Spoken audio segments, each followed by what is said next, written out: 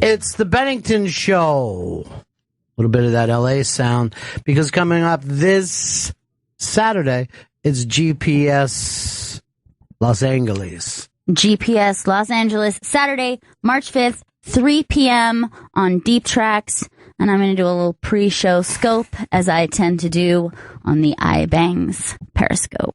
You know, I was even thinking, because the iBangs Periscope has gotten into a little bit of heat due to a host of ours who uses FC. Well, we were just, shot on offensive things. We may have to move this over to the Bennington Twitter. Really? Yeah, we've never done that before. A Bennington scope? Yeah, Strictly we might have Bennington? We might have to do a Bennington scope, give away a signed Bennington T-shirt. But the man that they call Stanley Lenny Bruce has he's potty mouth and he works. He works blue. I mean? Yeah, that's his style. Works deep blue. Now, some people can look at it and think it looks like green and gold. He sees it more as a deep blue and white. All right, so this is the Bennington Show. Big story blowing up today is Linsanity against Chris Rock, which I always like with the PC stuff is that, during the Black Lives Matter gig, Chris Rock made fun of Asians, and now Asians have their feelings hurt. People think that only white people can hurt feelings when it comes to jokes, but here's black people hurting Asians' feelings.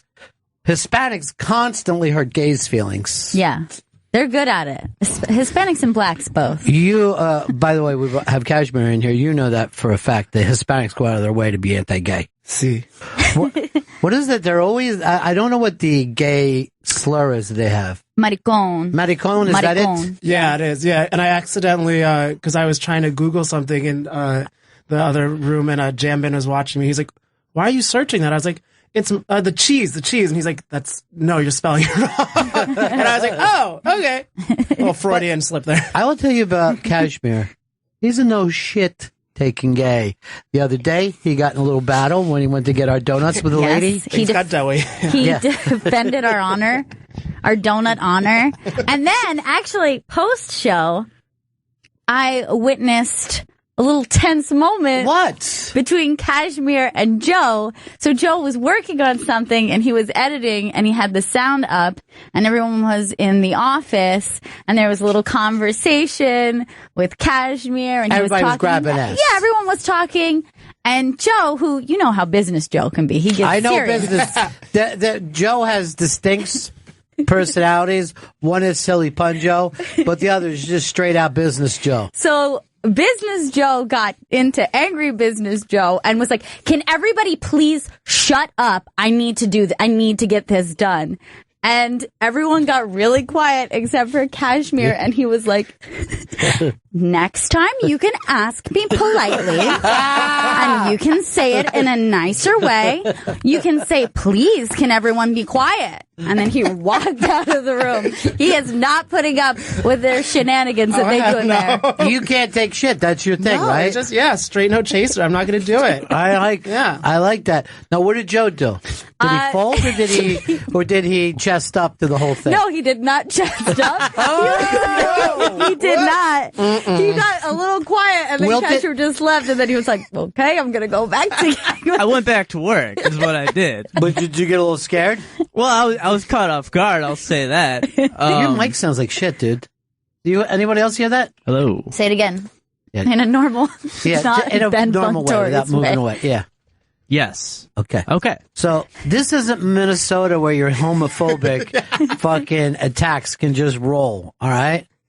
Yeah. Well, I was busy. I was trying to get my work done, and then everyone's talking, and everyone was respectful after that, except for Kashmir, and he hit me with that, and then walked away, and I was so stunned in my chair, I didn't know what to do. Now, did you try to build a bridge since then, or are you just leaving it as awkward? We haven't talked about that since. I guess this is the first time we brought it up, so I guess we've left it as You're welcome, awkward. guys. So your hope was just to let it go in the distance. Yeah. That's very white. That's very Minnesota. He just went up to me today. So, how was the weekend? You have a good weekend? Oh, no, you don't, Kashmir. Not this time, And I was buddy. like, it's Tuesday. I had a nice Monday. Right. yeah, you know that's what I mean? good. Yeah. That's good.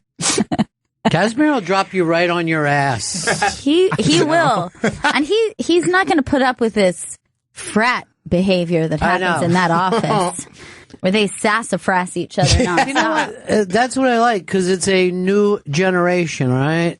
Yeah. This is modern world. Yeah. And he's not sitting around just hoping to be accepted. He's demanding acceptance. He's taking this as a kind of a gay insanity with Chris Rock. He says, "I don't accept you." Yeah. I was just hoping he didn't walk away, because then maybe I would have gained my bearings and said something back. But I he was doubt out it. the What door would immediately you have after. used? The other F word? Is that your idea? No. 'Cause I'll go to I HR would never. right now. I wouldn't do that, Kashmir. All right, Gail, you were there, and I wasn't. Who won the Battle of the Titans? The battle was absolutely won by Kashmir. He shut that shit down. But this is what I don't understand. Nobody down. else even felt the need to get in or try to keep it going? No, we kind of were laughing because he had been put in his place so firmly. All right, so 0-1. I feel like, hey, maybe I'll have some extra work for you later, Kashmir. I doubt That's it. your way? Seriously, because that's an HR complaint. Oh, no. So you're abusing me? Like, Yeah, that's what it is. Yeah, there's Don't no put laugh- up yeah, with it, what? Kashmir. Well, I like office politics, and I like to see who gets stumped. Yeah. Coming up at 3 o'clock today, there's a show driving everybody crazy. It's called Check Spot, and it's the buzz right now. 3 p.m. Check Spot with Emma Willman premiering today on Raw Dog 99 right after the Bennington show. I can't wait. I can't. I won't wait. I'm going to play it Take now. me to the I can just hit one button and we can enjoy it.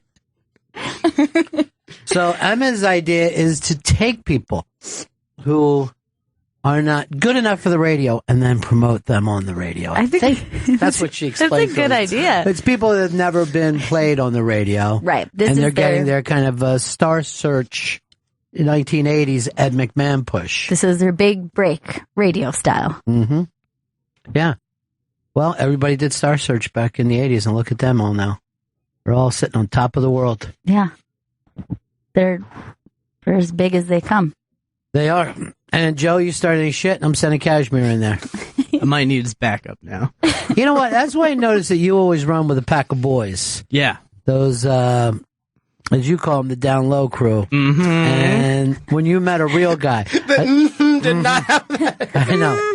When you meet a guy like Kashmir who's willing to walk in here on his own dogs, all right, wheel himself in here with total confidence. Yeah. You don't know how to deal with it. I don't know. I mean, we're always looking for another member in the I think Down Low crew. before anything happens, there should be an apology. Kashmir, I apologize, but, you also... No buts. There's never a but in an that's apology. Not, that's not how it works. You have to apologize properly. Kashmir, I apologize. Considering, yeah. And do you promise not to do any work when Kashmir's holding court, but to turn around Joe, and just pay close attention to he him? was killing in there. He was killing. Where's the fifth Beatle just walks by? The fifth Beatle doesn't have a care in the world. He was going to be my guy, my gossip guy. I know. Dan. I don't know what happened to Dan without a plan. I guess that's his big thing. I think his plans are in motion. I like to get some of that Emma Willman gossip going on, see what she's up to these I know, days. now that she's going to be in the halls. By the way, I found out the first comedian that Emma is promoting, and it's Sinbad, a guy who actually was on Star Search. He's due, though. Oh, yeah. He's due. He used to do these specials where he just had 80s funk bands, and they would be like in the Caribbean. It was the nuttiest shit that ever happened. That sounds really fun, though. I watched every single one of them. Yeah. For some reason, they would like be down in the Bahamas with like weird funk bands from the 70s. It's the best. I don't think there's anything better than a funk band. It's pretty much the coolest. Well, I'll tell you what's better than funk band, making America great again. You know what I mean? And that's what we're doing today on a Super Tuesday. That's the funkiest thing there is. Can't believe it's a big time Super Tuesday. KKK's own Donald Trump is leading in a lot of the polls. They are doing their best to make America not like them, but they're they're saying that he's pro KKK, and unfortunately, this is taking place in the South, where a lot of people are going like this. Really, KKK? That's kind of cool. La-dee-da. I like that. I think that the funniest thing is that he won't just he won't just say, okay, I'm completely against them. Mm-hmm. But what he said was just like, I need to hear more about what they do. It's like, I think the information's out there. David Duke, I'm not familiar. You know, Let me get back to you on it. I had David Duke on my show before in Florida. He came down and was hanging out with a lot of the Tampa death metal bands when there was like a little death metal scene there. And the guys from Morbid Angel brought him in. And he was just like hanging out, hoping to find angry white boys in the pit. Sure. But he seemed to me, and this is even years ago, harmless. Like, really? Just fucking had nothing to bring to the table, you know? Paper tiger. Oh, boy. Paper tiger with a paper ass, so I like to say. You do say that. Big fights going all the way around. Kevin Hart is was called a puppet by Cat Williams, and then Cat went and punched a guy who worked at a pool supply store. So I don't know what it all had to do with each other. Well, you know, the pool supply store can be a very tense place. Emotions run high there. I think if you're going to get punched by somebody, make it Cat Williams, because he is the type. I mean, that dude looks like he looks up to see Kevin Hart. He does appear to be very slight, like not only petite, but just a little drink of water. Well, he's funny as shit, but he can't stay out of trouble, man. I mean, there isn't like a day, like you'll hear like, oh, Kevin Hart's sold out 3 shows in 15 minutes. And then later you're seeing him running from the cops with no shirt on. You're like, how is he going to get up and out of this shit? Cat. He hangs out with Suge Knight. It's just weird. Not anymore, dude. Suge is, he's down by law. So that's up on the iBang. Always the craziness going there. Also a piece up on the iBang. Gail, I know you would like this. Your chance to paint Iggy Pop naked. Iggy went to this thing and was posing, lying there naked as one of those art classes just painted him all day. Lucky. Yeah. I wish I was there. You also wish it was 30 years ago. I mean, this ain't the Iggy. I'll take it. But I mean, Iggy's always had like that knotted rope body. You know what I mean? Yeah, where it's just like skinny, like bone, and then like slight stringy muscle on top of bone. That's very true. There's bone on the outside? You mean it's almost like a muscle sandwich between bones? But look at him just lying there, letting these people basically paint his dick. Yeah, I mean, he's spread eagle. This is going to be, I don't know where, it's somewhere in Brooklyn. They're going to put up all the different paintings. That might be a fucking show worth going to. I definitely want to be there. Sure. And he should just be there naked too. He so may be. Compare. I mean, he's never that far away from it. It's also up on the iBang today. You know who Bo knows football. Do you even remember him from the 90s? Of course, Bo. He says children should not play football, tackle football. Really? Yeah. Well, his injury was a devastating one. Well, that was a hip injury, but, you know, that's one I think you worry far less about than these brain buckets. Right. I mean, I think it would be a really difficult thing if your kid told you that they wanted to play. Well, it's less and less. You know, there was when I was a kid, white kids didn't go boxing. You know, like you were like, Mom, I want to go boxing. And your mom was like, go play the other sports. That's where football's getting now. Right. That's why it's a sport that rich people enjoy, but they watch poor people play it. You know what I mean? Like, it's not like you ever hear from like a millionaire's kid is then playing defensive tackle. You know? Yeah, now it's starting to be like gladiators in the Coliseum. I don't know if it's just starting or it's always really been that, but we're finally admitting it. Right. And that's why when you see when the draft and one of these kids gets drafted in the first round, they just start sobbing and their fucking family is sobbing because all their money depends on this one draft. Now, this kid isn't just getting money for himself, but for his mom, his brothers, his sisters, aunts and uncles, second cousins, and most of the kids in the neighborhood are all getting paid on this. They all just hit the lottery. Yeah. They immediately all invest into gold chains. It's a good investment. Never goes out of style. I wish Trump would wear one. It would look good on him. I like when he just now keeps using the word little Rubio, because really, that's kind of heightist. You know what I mean? Yeah. And you can't fight it if you're Rubio. You're a lot littler than him. Like Rubio's main thing in those debates is at no time let Trump stand right next to him. And they try to do that to get the picture. The tall guy will go over, hey, great job. And he grabs his shoulder and pulls him in like he was with a nephew. Just rests his hand on the top of his head. Sweet little Rubio. Height is one of those things that people feel very comfortable commenting on. You know how there's, obviously you meet someone you wouldn't comment on race. Obviously, most people are smart enough not to. I always go like this, you're really black. I mean, I'll say, I know black people, but you're really black. So you're saying you wouldn't say that, but you could say to somebody, you're really short. Yes. And in most cases, weight doesn't, although people are very comfortable to tell people they're very thin. Like, they'll be like, you are so skinny, and people don't. You should eat something. Yeah. Like, people do that. Makes them really uncomfortable. Yeah. But height, no matter what, if you're very short, you're very tall, people just assume that you're comfortable talking about it, and then they can tell you that you're a certain height, even though you obviously would be aware of it. I think it's nice to say to short people, how's the weather down there? I know how it is up here. Yeah. But down there. I had a friend who was in high school, was very tall, and strangers would say, as if they made it up, how's the weather up there to him? And he would say, the weather pattern is exactly the same. The 10 inches that I'm taller than you does not change the weather. You'd have to go much higher. I have a friend who is 6'10". Oh, you a basketball player? No, and that's what he gets constantly. What a waste. Yes. That is the next thing that happens. Oh, basketball player? You play basketball? No. Oh, that is a shame. Yeah. I mean, it's countless the amount of times that it's happened. Or just people feel the need to comment that we're friends. And we're bizarrely because you're, How could you two be friends? How is this possible?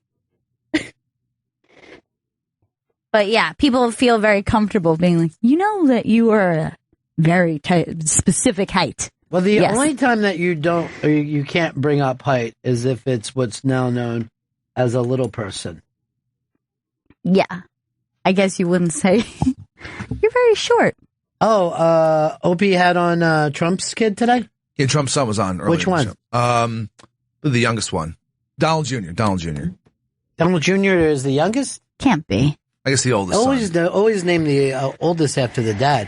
That Trump family is out there in mass. Well, except for the daughter is going to have a baby soon. Right. And she would have, she's got to, I guess, they said even when they took her to one place, they had to alert a hospital in case they had to, rush her over there. But this is a big day for the Trump family. It's going to say a lot. It's going to be now after tonight. We're going to get a lot of people who are going to drop out, probably.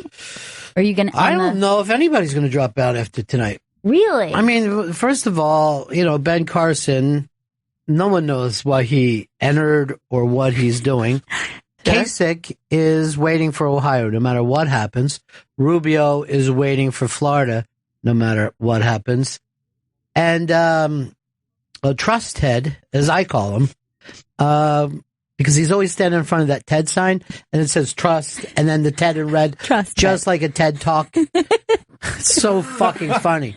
But he should win his home state of Texas tonight. He's been working. You can vote early there, and he's got a great ground game that's been going around getting votes out for a while. But typically, Super Tuesday weeds out candidates who don't get much of the vote, correct? I mean, normally. Yes, but you have normal candidates that normally run. These people believe that Trump is going to be disqualified by his own party somehow. He'll be forced to drop out, and then they stay in. So normally at a point by now, Rubio, who hasn't won anything and isn't really supposed to win anything tonight, if he even wins one little state, he's going to treat it like he won the nomination. Right. You know, even though that would mean that he didn't win 13 states. So he's not leaving because he believes that the party is going to drive.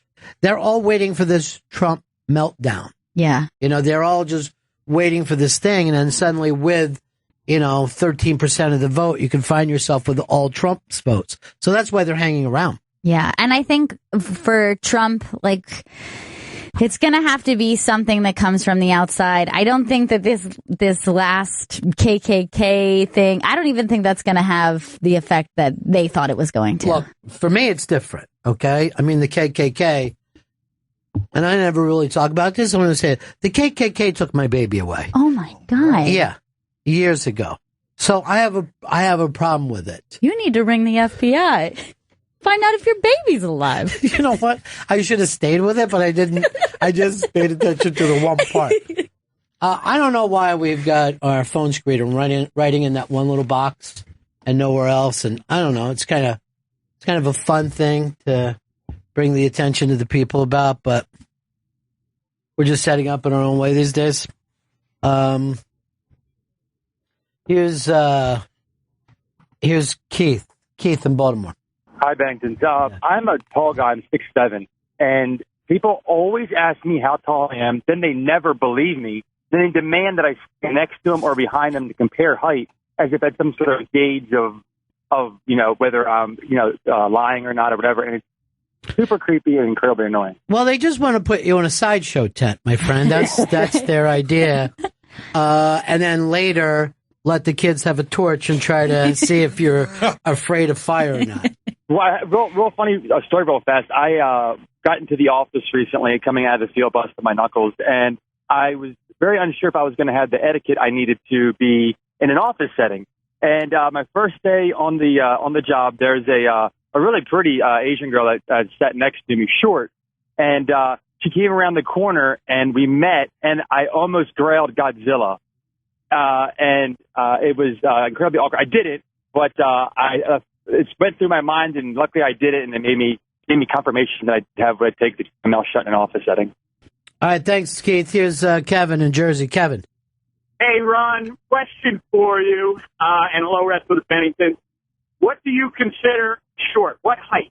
Well, it's going to depend. I mean, if you're in basketball, 6'2", 6'3", is considered a short person. I'm going to go around the room. Joe, how tall is a man before he's short? I would have to go with 5'6". 5'6"? Yes. So a guy 5'7" can sit and be comfortable with the world. Mm-hmm. Yep. What are you, 5'7"? I'm 5'7". See, that's the beauty of it, is no one really considers themselves short. Yeah, I mean, for me, all men are tall. This is Right. like a very specific thing that I have been caught saying, trying to describe someone, and I was like, he's a really tall guy, comes in here, and then later they're like, that guy's gotta be 5'7" tops, like tops. He's towering. He's really tall guy for sure. But I have been asked this question. This comes up a lot with women. Like, could you date a man who's shorter than you? It comes up constantly. Yeah. And I'm like, this question doesn't apply to me. Because they would be underage. Because they would be a child or a little person, and that's a whole new conversation. We can have that conversation. Right. But yeah, I mean, I think it's great for me because, short girls, you clean up with the attractive short guys. Also, it doesn't really limit you in life. Like with Rubio, is being called Little Rubio, and that stings. You know what I mean? He's like, that guy's just a jerk. But then when he gets home, he's like, God, I am little. What does it mean? Why didn't I grow more? But with women, at least you get petite. Joe could be considered petite because he's not only short, but he's light. Slender, yeah. Yeah, he's slender build. Dancer's body. a girl dancer's body. Yeah. An anorexic girl dancer body. With the same butt. I feel like a guy would have to be 5'4" before I even noticed that he was a short person. But, Stallone is only like 5'6". Sylvester Stallone, Rocky. Yeah. And he has the balls to go out, play himself as a fucking heavyweight, when actually he probably couldn't beat Prince in a fight. No. Now, I think that's also why the Academy rejected him. The height? Yeah. I think it was based on... Well, they didn't want him being standing there and being the same size as the Oscar. Okay. Oscar so tall is the new hashtag. Get it out there. Let's find out if Chris Rock finally got around to apologizing to Linsanity, too. I know. I don't even know where Linsanity is playing anymore. He got drubbed out of New York. He went where? Houston for a while, and then L.A. for a while. Now, I think he's on the Heat now. He just turned into a journeyman. But for 2 weeks, he drove New York insane. He was amazing. And was loved in Queens because there's so many Asians. Loved in Chinatown. It was the perfect fit that you were having people watch basketball that weren't watching, basketball before that. Because they had somebody to cheer for. That's the other weird thing about being a human being.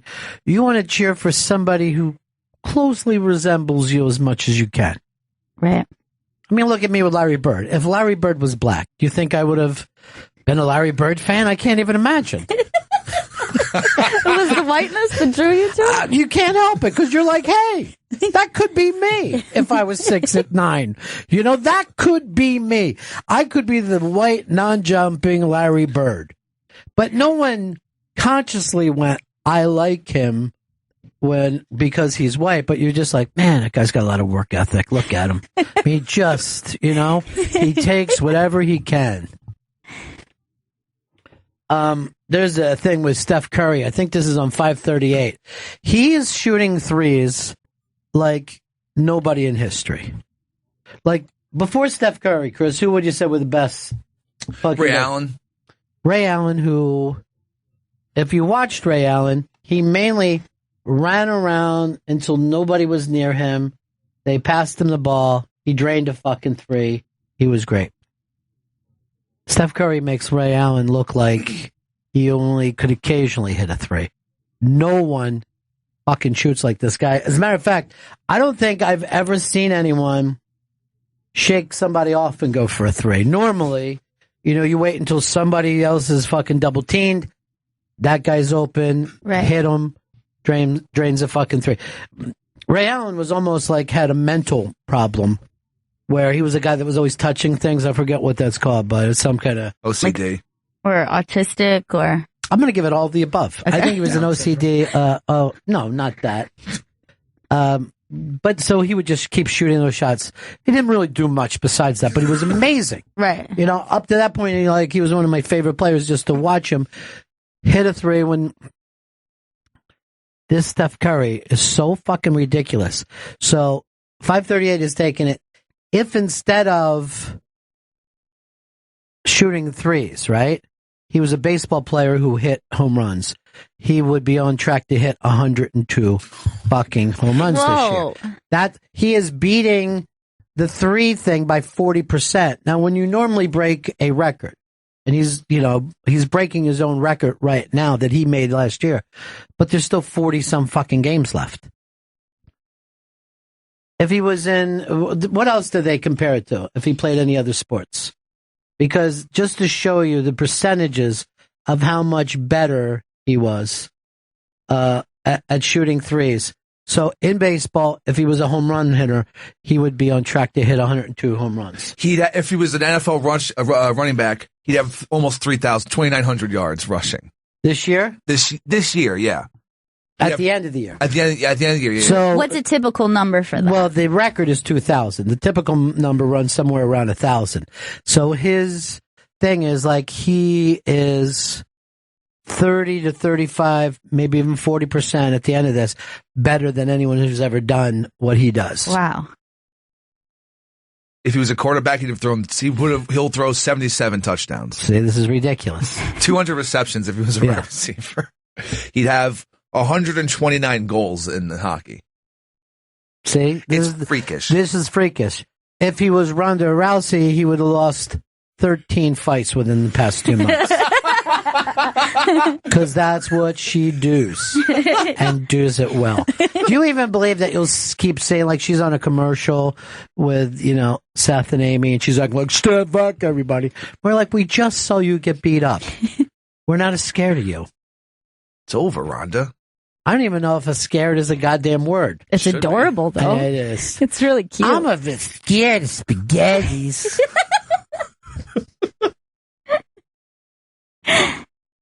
Nothing else, Chris? If he'd score a 301 points in hockey. 301 points. He'd have 367 hits in the Major League Baseball and 325 walks. That's amazing. The big sports story has to be, and Chris sent this in, the Aaron Andrews crying. Why would you laugh at that? No, I was like, it's fucking, it was intense. He's laughing. Here's what happened to Aaron Andrews. You probably haven't followed the story. She's a sideline reporter. Okay. And very, very pretty woman. Back in 2008, she was in her hotel room getting ready for her day, brushing her hair, whatever. And she was naked at the time. Some guy has one of these fucking weird little cameras on the end of a wire and could put it under her hotel door and videotaped her and then uploaded it. So she is now suing him and the hotel chain. I forget what hotel chain it is, but so this is her almost 8 years after this happened, finally gets her day in court, which goes to show you how weird the justice system is. Because she had to deal with, she's not a Playboy model or whatever. She's a very attractive woman. Right. But she's modest. She's professional in her profession. And this is her talking about it on the stand. So I grabbed my laptop and flipped it open. Her body. And I saw it for 2 seconds and I was like, oh my God. And then I shut it down and I just said, I have to call you back. And I called my parents. I was just screaming that I was naked all over the internet and I didn't know what it was. And my dad was like, he thought he had been in a car accident. He's like, why are you screaming? And I'm just like, Dad, I'm naked all over the internet and I don't know what it is. And I don't know where I am. And it was, I even got a call from the hotel that I was staying at because they wanted to know if everything was okay. I was screaming so loud. Everybody put up that I was doing it for publicity and attention, and that ripped me apart. All right, the rest of it isn't up there, but she was saying every time she's doing her job now, somebody will yell it out, and she has to fight off the paranoia of it, or she gets at least a tweet a day bringing it up to her. And here she is 8 years later, still crying over it. That's so fucked up. And now, if you can, just imagine when you're participating in something like the fappening or something, like there are women attached to every one of those pictures, and maybe they're able to brush it off easily, and maybe they're not. But I mean, that's why don't you look at Chris, who follows everything on the fappening? Yeah. And does this make you feel differently about it? By the way, he's the one who on the show knew all about it. Oh yeah, I partook. And everything in the fappening? Everything, yeah, every single time something came Even out. though a lot of those fappening pictures were fake, which, by the way, any woman, those kind of things show up with the fake ones. I remember back in the AOL days, the first time I saw that, I'm like, what the? It was awesome. What the fuck is, Britney Spears doing? Listen to him laugh. He thinks it's funny. Yeah, he thinks it's funny. Would you say that to Aaron Andrews now? I wouldn't say it to her face, no. So you'd say it behind her back, is that what we meant? He just laughed that she's crying. Now, I think that's weird to me because, of course, there are women who their approach to it is going to be like, this has nothing, whatever. This don't mean shit. Fuck you, who gives a shit? But in her case, it wasn't even like somebody got into her phone. She is wasn't sending pictures to her boyfriend. Yeah. She was combing her hair, waiting to the last moment to get dressed. as any professional would do, by the way. Mm-hmm. You know what I mean? Otherwise, you wrinkle your clothes. Look at Stanley. Oh, I mean, every time that he's out, it looks like, does that guy ever make his bed? Yeah, he just assumes he's going to get fappened at any time. Do you even know how to make a bed? No, not at all. I mean, like make a bed like in a hotel or whatever. No, No, not like making like in a hotel, like in a human's bedroom. Like in your own bedroom. Yeah. It's never made. Bob Saget is stopping by. He's got the big show on the internet we were talking about yesterday. Fuller House. Where is it at? Gail? All the episodes are available now on Netflix, so check them out. I watch it backwards. Really? Well, I try to treat it like it's a Tarantino thing. And I watch them out. Like, I'll watch the last one, I'll watch the middle one, back and forth like that. That's very cool. Netflix gives you that ability. It's hard enough now with Better Call Saul. I'm like, does this mean something from the other show? I think I'm supposed to know that guy. And now it makes it more like school instead of enjoying a TV show. Right. I go, what happened in the future? All right, let's bring in Bob Saget. Yes, I did. Bob Saget in studio with us. We're rolling. We were just talking about Stand-Up Guy. Stand-Up Guy is a movie that I'm happy to be in. I had I would say a small part in a movie that's a cool movie done by my friend Mike Young. He wrote it and directed it. He's a comedian. We toured together. And you're not a stand-up guy in the movie. No, I'm a country western singer who sings songs about stalking. and I'm not recognized. You can't recognize me. I've got like Tom Ford sunglasses from the 70s and a cowboy hat and sideburns that come down to my mouth. But it's got Michael Rappaport and Danny A. and Ethan Suplee and Mariana Tyus and Annie Heiss, a bunch of actors in indie cred, really great acting in it. And I'll do it brief. It's a guy who's in the witness protection program. Yeah. A small time petty thief, like kind of like my cousin Vinny, goes to Wisconsin to be in protection, but then gets up at a comedy club or just a regular bar, and then gets heckled, and he beats the crap out of the guy, and then that goes viral. So he's really not in the protection program anymore. And I'm a singer, and it was a really fun movie, and I'm really proud of it. And it's doing great on iTunes and Amazon and Vudu. It's all these new sites. It's on demand. That's where I caught it. But he's like an Italian guy, there's something about Italian guys that they're naturally funny. There's certain dudes that are street guys that are naturally funny. If you can just take that and put it on stage, you literally have a career going. And there are a couple people doing it right now. Guy, why is my name going up? He's such a good comedian.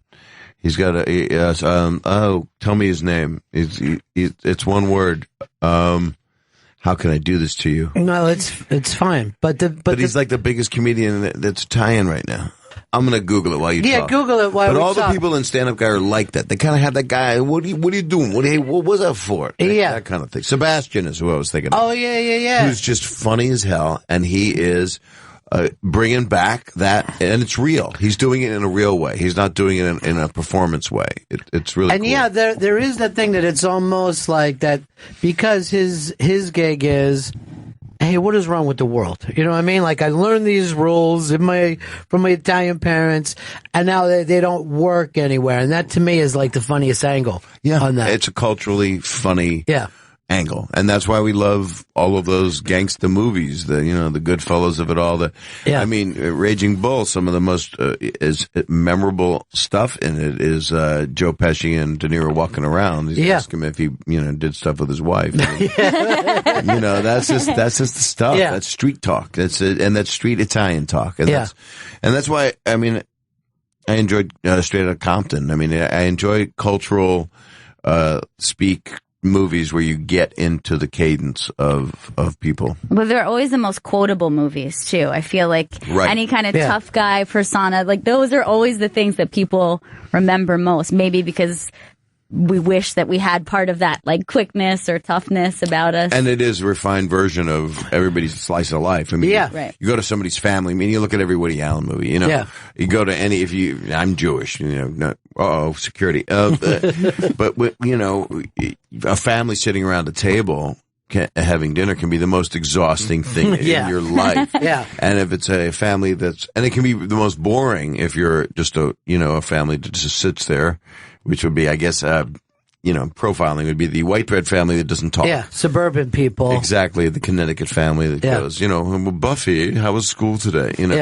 But that can also be fascinating if you're an outsider and you get to see that. That could be just as compelling as the people that go, hey, well, why aren't you eating potatoes? Yeah, right. You know. I remember seeing Goodbye Columbus when I was a kid, and it was always like, he eats like a bite. He eats like a bite. They were just on it. And then later, you know, when I got to come to New York, I'm like, that's real. Woody Allen wasn't making, you know, or Neil Simon. They weren't just making fiction. They were just They're writing their lives. Yeah. Barry Levinson did that with a movie called Avalon, which I adored that movie very, very much because it has some beautiful themes in it. But there's a big thing in it.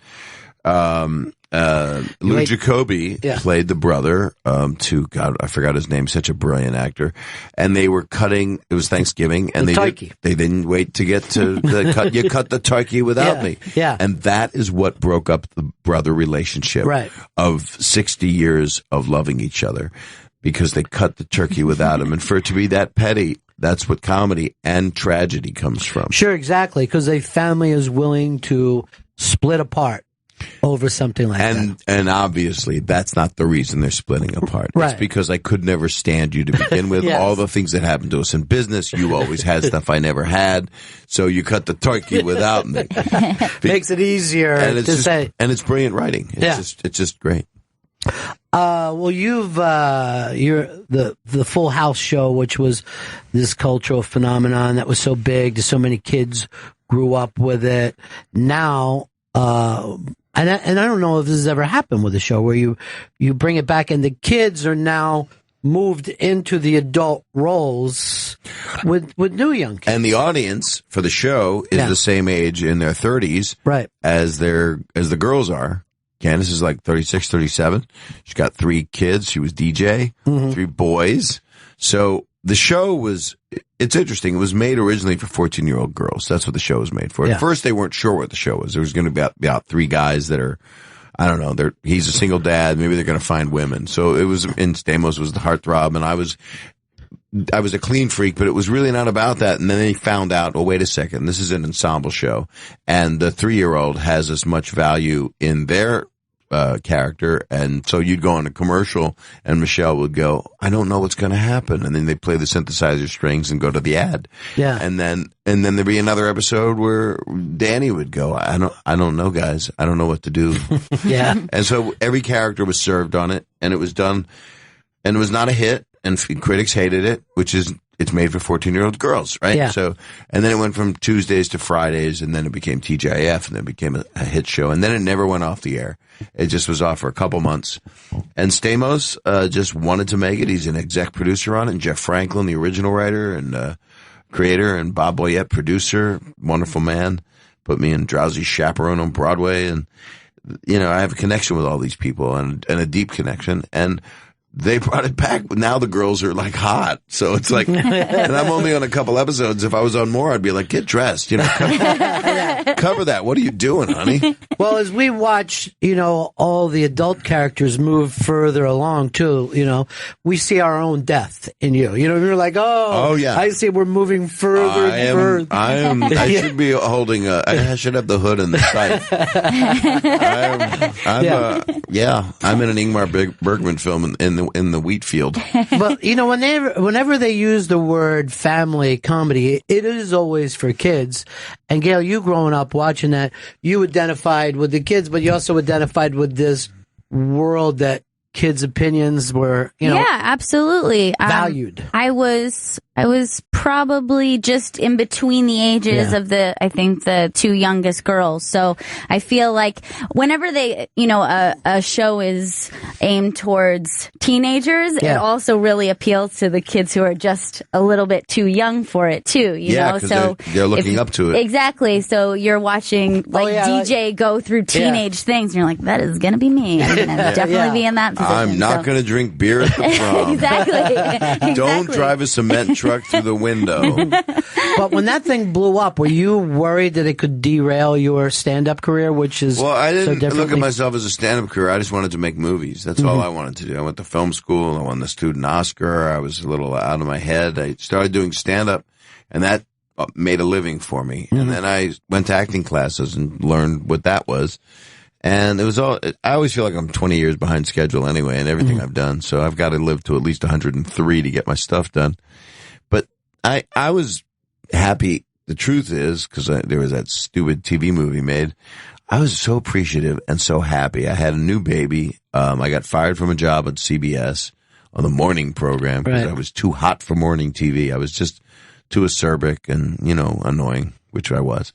And I got this part to play an earnest guy, to play the Richie Cunningham on the show. Mm-hmm. And I appreciated the hell out of it. And, I had a lot of stuff going on personally. A lot of things happened. I lost a sister. Life things happen.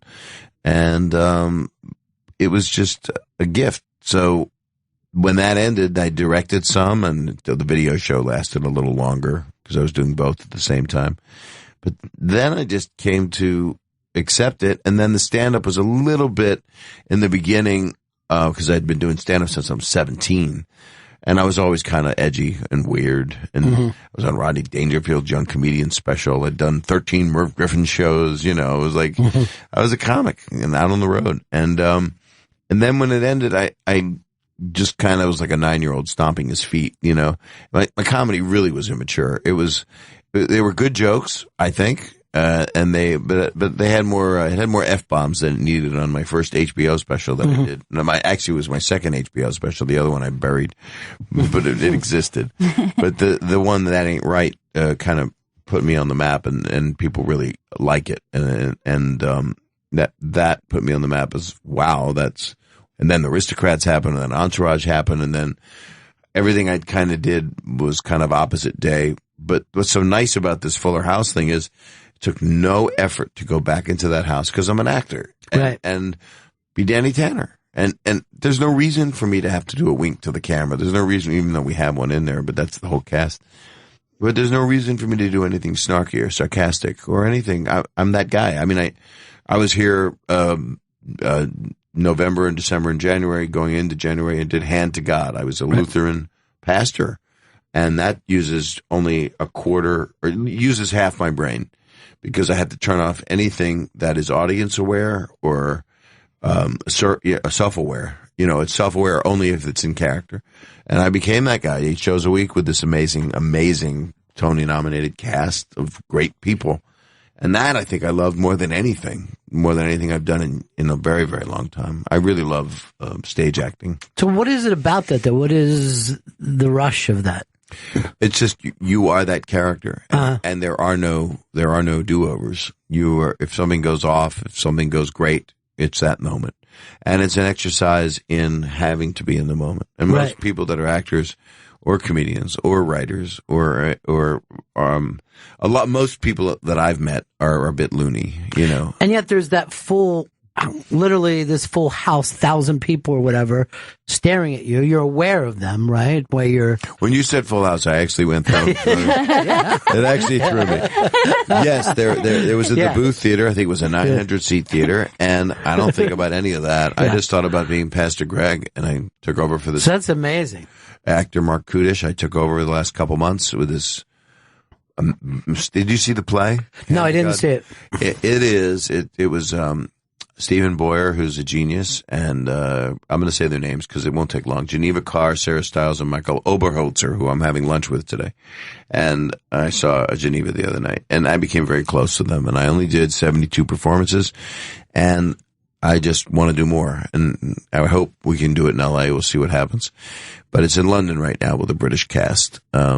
I thought they said Yiddish cast at first. And I don't think that's going to be good. I think the boy is possessed by the devil. Have a knish. Don't worry about it. I heard you talking about Kinnison today. Yeah. With Opie. Those days, who was all hanging? Kinnison was there. Was Hicks? Bill Hicks? Yeah. Bill was a young man and looked up at Sam, and also was a big fan of mine. And I gave Bill advice. I mean, he was in his early 20s. So tragic, so tragic to be so good, because he would be right now one of the defining voices, because he was a bit of a philosopher and his viewpoints were very deep and made sense. And it was, I guess you would say, Carlin influenced, because you look at who else was able to do that, come up with a subject, do jokes about it, but talk about things. And his death was incredibly untimely young, and Sam's was incredibly tragic. Sam would have just been found new ways to scream and yell at the moon over things that were happening. But I had affection for them both. I was closer with Sam because I actually met Sam, and I did tell this morning, but it's not this morning now, and it's a new world. Sam was a preacher. He'd go out and do his. You know who Sam Kennison was? Of course, yeah. See, that's cool. That makes me happy. Most people, a lot of younger people don't know. Not that I'm not calling you young, but you're lucky. But Sam chained himself to a telephone pole because a comedy club wouldn't let him work there, and he put himself in a diaper and a crown of thorns and said he was like Jesus being persecuted. I think he was arrested. And I met him, and I hadn't seen his stand-up, but I was intrigued by him. And so he came to L.A., and I was there when he got his first showcase at the Comedy Store for Mitzi Shore, the owner, and sat in her booth with her. And he was destined to just explode. And Rodney Dangerfield liked him, and I was on that young comedian special with Rodney and Sam and Rita Rudner, and God, it was Yaakov and Louis Anderson. It's a whole lifetime ago, very, very long time ago for me.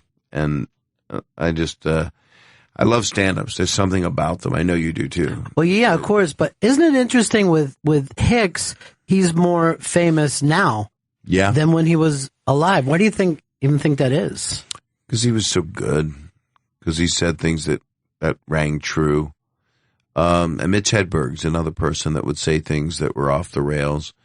But he had more of a Stephen Wright kind of perspective. Would twist words, twist things. But comedians, as you know, they're outsiders and they see things from the outside. And there aren't a lot of Bill Hicks, or Mitch Hedberg's. And that's why when you turn on a comedy channel here at Sirius, you're going to hear them. Because there aren't that many great people. Yeah, I always find it interesting, and I even did this thing at the Friars Club where they're like, where's the next Bill Hicks? And I'm like, it was kind of shocking to get one. You know what I mean? Like, it's really strange enough that happened at all. That's true. But then you'll go and watch, and I was at the Comedy Store working out because I'm working on a new hour special that I can do. So I'm on the road, I'm touring, I'm in Boston at the Wilbur Friday. Here comes the comedian in me. And on Saturday, I'm at Foxwoods, and I'm just on tour, and those are, people paying money. So I want to give them a full show. So there'll be a bunch of stuff in there, but there's a lot of new material I have that I'm working on, new songs and stuff. And I really, feel an obligation to drive myself to be better and to say more and mean more. Talking a lot about things that I never would talk about before, like my mother's death. And this book I wrote, Dirty Daddy, kind of changed me. It kind of got me to talk about death with a comedic bent without offending people, because everybody goes through it, and not turning it into something sad, not turning it into Dr. Wayne Dyer's, which is another tragic loss. That guy shouldn't have died. I don't like when good people die, but when bad people die. Yeah, that's great. Nice place for an ellipse. Well, that's the interesting thing about your career, because when you were young, it all seemed to be so light, and you would just go off on these. Yeah. You would let your mind go. But as you matured and you'd had more experience, your comedy itself got deeper. And it is going to now. And thank you for saying that, but I hasn't even gotten there yet, because I'm still. It's funny, there was a great talent coordinator for the Tonight Show named Jim McCauley, and he liked me a lot, but they would never book me as a comedian. But I did the Tonight Show with Johnny Carson 13 times, not that I've counted them exactly, and I would do panel. I would talk to Johnny, and Johnny liked me, which was really cool. It's kind of beyond cool, honestly. I would say, this is a true story, and Johnny would go, I don't care, just tell it. Letterman had the same reaction. Letterman had a lot of Johnnyisms, and I would say, here's a true story, and David would go, I don't care, just get to it already. Come on, we're on television. So, but Jim McCauley would say, your act is like a stone skipping on the water. It never quite digs in. And I'm like, thank you. Take the pebble from my hand. Yeah. Kung Fu. But, I want to dig in more, and I want to take people on. That's what I want. Well, I think when you were talking about that of just skipping along, you were kind of hiding in plain sight, because people, I read your book, and you're very deep and you're a sensitive guy. And I think when you were younger, that was the fear. Yeah, it was totally. Yeah. And especially when you look at something like the video show, which was for world consumption before YouTube, that was the thing, and I was on it. It almost came off as a snarky, smarmy character sometimes. Right. And that was in pure defense, because what was I going to do? Be my gentle self? Right. Or be the light comic that can't say that stuff on television? So it found a character. It found a hosting character for a blooper show, and I did it, and it was number one for a while, and it was a really cool thing to do. I did the voices. Oh, look out! Just bad Mel Blanc, and so it was a huge learning experience. I would take nothing back from it. Well, I remember before that show came out, there was like an ad in TV Guide. And TV Guide, Gail, was a magazine. Yep. And it said something like, send your videos in. And I was reading it, and I'm like, well, that's about the dumbest idea. Why would I want to be at my house? And it was in People magazine, too. It said, send your videos. Yeah. But they could not have campaigned smarter. Now it would be all done online. Now what happened? But when you read that, you were like, well, why would I want to see about somebody else's videos? But when Bob, it was like first show on. When Bob did that show and he did all the crazy stuff, the next day, everybody was talking about it. I was at home. I was living in the Valley with my ex-wife. She wasn't my ex-wife then. That would have been weird. It would have been so strange. People do it, though. Very progressive world. And it was an hour show. We found out the next day that it beat 60 Minutes that night. And it was a rerun of 60 Minutes, but still, we beat 60 Minutes, 7 to 8 o'clock at night. And it was the best. What it was the 20-minute reel that they showed me to ask me to host it. And I said, I'm hosting this. These are the funniest tapes I've ever seen in my life. And they're the ones that are the most famous. It's the cat falling off the TV while it's asleep. It's all this stuff that had been accumulated because it was sent in. So it was the resin of all the tapes. It'll never be that good again because they spread them out. And they still run those clips in every show every year. And I remember getting a call from Tom Hanks, who I'm friends with and was close with at the time, and called me and just said, what is this? What is this? This is the best thing I've ever seen. We can't stop laughing. What is this? Because it hadn't existed. There was Candid Camera. There was Bloopers and Practical Jokes with Dick Clark and Ed McMahon. And it had a uniqueness to it. It was the first time people, real people. Yeah, they had the cameras at their house. Before that you had, movie and Super 8, but to have sound and video and these were big cameras. Yeah, just to be but shoot it somewhat cheaply, and then everybody just cut that one little part and send it in. Or they would literally send the whole tape in. Just send the whole tape, and you guys had to worry about it. And they had screeners just duct taped to a chair, having to watch tapes all day. Bob Saget, always good to see you, my friend. Thank you. Fuller House available on Netflix, and you got to check out this movie, Stand Up Guy. It's on Amazon, iTunes, and the tour. Go check them out at bobsaget.com. Great to see you, my friend. Really good to see you. Ron. Good that you're doing well, and I'll see you next time coming through. I'm going to sit here till tomorrow. It's Super Tuesday, everyone. So we're in a super mood.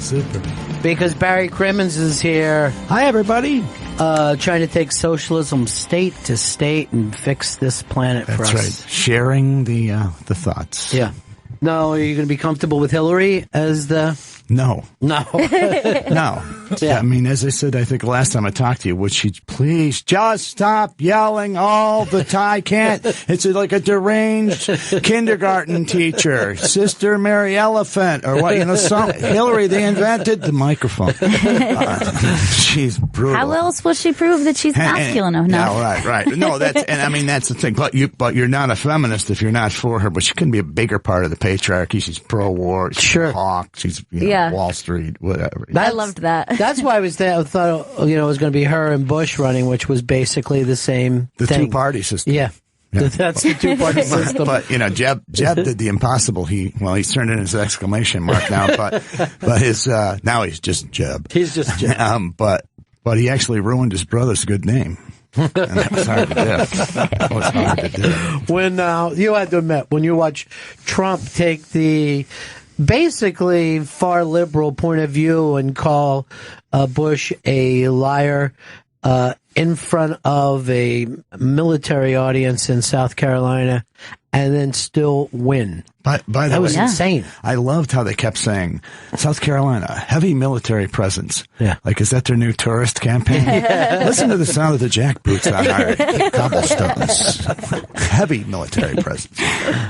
Yeah, well, I mean, Trump is held unaccountable for anything he does. And I don't really think that's a good plan, to spend a year and a half before someone might become president, letting them know they're not accountable for anything, and then saying, hey, here's the nuclear launch codes. Oh, he's using it. I know. He's going to develop a mushroom cloud that's in the shape of a T. I think he's running for dictator. It's a good brander. But when he gets in, you're going to get the revolution that you've craved your whole life. And see, here's my thing. I'm going to be so goddamn tired. Yeah, I know. When the revolution starts, I'm going to be like in a prison where the chaos and the riot breaks out, and you just run around looking for that one guy you want to get even with. So I'm going to be able to take care of some neighborhood stuff. Hey, by the way, he mimed shivving a guy. It was great. It was great. We've got Barry Crimmins in studio with us. You can see Barry perform tonight at 8 p.m. at the Stress Factory in New Brunswick, New Jersey. Go to stressfactory.com for tickets and more information. And you can also see Barry perform tomorrow, March 2nd, at Levity Live in West Nyack, New York. Go to levitylive.com for more information. And, of course, Call Me Lucky, directed by Bobcat Goldthwait, is available on Netflix. That's about me. Yeah. And, you know, I thought even like when Spotlight won Best Picture, that would have been a nice tie-in. Well, you know, Spotlight's a wonderful movie, but it's about journalism, really. Right. And it's sort of like, you know, we're at the very nascent stages of dealing with child abuse and children's rights and safety. Very early part of this human rights movement that's so overdue. So, you know, Spotlight was like the movie about South Africa where the white people are catching on that apartheid isn't good. Yeah. Call Me Lucky was in Soweto, you know.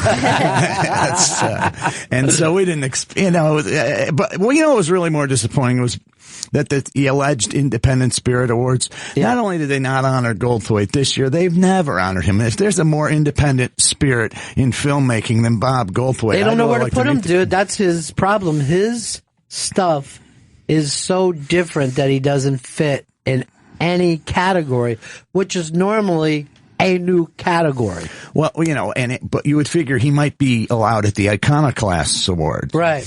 You know, maybe they could squeeze him in. Yeah. There's a lot of studio stuff at that thing. But anyway, I was all right with us not getting the Academy because I got the night off on Sunday and I really needed it. I did because I was coming out of the South. Well, that would have been nice for you to be there on Black Lives Matter night. Anyway. And by the way, to Trump, I'd just like to say white lies matter. Like the K, there's a third K? He's going to look into that. He's not sure. Not quite sure. Well, you know, here's the thing. He rarely meets his subcontractors. Yeah. Well, I used to, he really, you never see him with a hard hat on the ground floor. What are we looking at here, boys? Can we beat this by dark? No. Actually, most of the buildings in New York. Oh, it's a beautiful cross. The greatest cross you'll ever see. When that thing, everybody, and it kind of looks like a T, if you think of it. That's why he likes them. The cross looks like a big T. Well, no one believes him that he's a Christian, and that's the gimmick. Yeah, there's a man, Jesus has had a big influence on that guy. Huh? Greedy. Yeah. Well, like he said, now I want to be greedy for the United States. I want to go out and get the money. Grab it. Grab that money. Everybody in that, though, everybody is stupid. This guy's stupid. He's dumb. Everybody's dumb. Everybody. If you don't think so, read the polls. Well, the polls are big for him today, right? Yeah, he's crushing. We'll see, though, because those people have to go out and vote. Yeah. That's the thing about polls. Yeah, but I mean, it's lemmings, and what a surprise! The Republican Party can be bought. I'm stunned. Yeah, but I mean, there's like a nickel's worth of difference between Democrats and Republicans. Generally, if you put a nickel on the table, Democrat will steal it from me, and the Republican will kill me for it. That's my choice. That's it. You want to be hit in the nose with an anvil or a mallet? I'm not sure.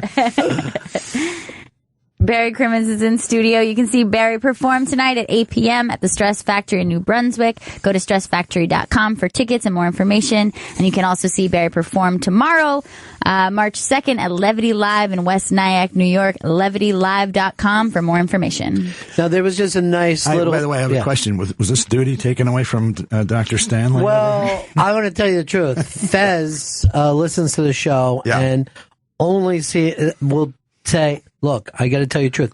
I don't understand what Stanley's saying during the plugs. Okay. His tongue is too thick. That's insulting. Okay. Yeah. So you've kind of lost that. Yes, it's been taken away. What did you get called though for it the other day? A drop queen. All right, drop queen. Who said that to you? Ari Shafir. Yeah. So that really hurt his feeling that he got called drop queen. Wow. But maybe that's why you're more willing to hand it over now. You don't want to be the drop queen. I look back, guy. I like being the drop queen, and Joey Jojo is my drop princess. And then Joey Jojo. Yeah, there's Joe. Hey, how you doing? Joe, you're flashing ink today, though. It's a little scary with you. Yeah, right. You mean this right here? Because you know what? When someone has ink and I can't tell what it is, I don't know what the purpose is. Goldthwait's all covered with ink now, but he had the best joke about tattoos. He said that they're the leisure suits you can never take off. That's true. It is true. But he waited before he got his tattoos, right? He certainly did. But he doesn't wait long between them now. No, He's got a tattoo of me. Well, does he really? Well, because my lunk-headed friend he was kind of drawing. They interviewed me like, Crimmins is like a boat. My friend, you can see my other friend Huxford drop his head in his hands, and Goldthwait just said, "You're like a boat." Right? Like we got to get on you. It's like, so he gets a tattoo of a boat with me as the masthead, and that's it. That's the tattoo. Yeah. All right, I'm getting one. Let's you and Gail. Definitely. Let's all get the Crimmins boat tattoo. Right. This is pretty cool. Yeah. But it is true of people, once they get one, it's a little addictive, right? Yeah. Totally, yeah. Why, though? Why is that addictive? I think the pain of it? I think it's after that initial rush of like getting one. It's not that big of a deal. Like once I got one. Why is it a rush? We used to have better rushes. Oh, yeah. And I still might go back to them. Yeah, I'm not going to lie to you. Not completely done with it. Right. No. Yeah, I know. Because I'll even say that in the meeting. I go, it is kind of bad, kind of. But I just feel like everything has a time and place, Mm-hmm. Right. Well, that's what people say, would you ever do LSD again? I go, I live way out in the country. I have 55,000 songs. I have dogs and no one ever bothers me. Yeah. It's like, and my parents aren't coming home. I think this could be the time. Right. I wish I would have waited for LSD. I wish, now that I look back. I spent a lot of time waiting. Yeah. 14 is probably, you don't have that full, right. thing, what I mean? Yeah, the brain hasn't even fully done yet. I'm like, LSD 25, everything's melting. Yeah.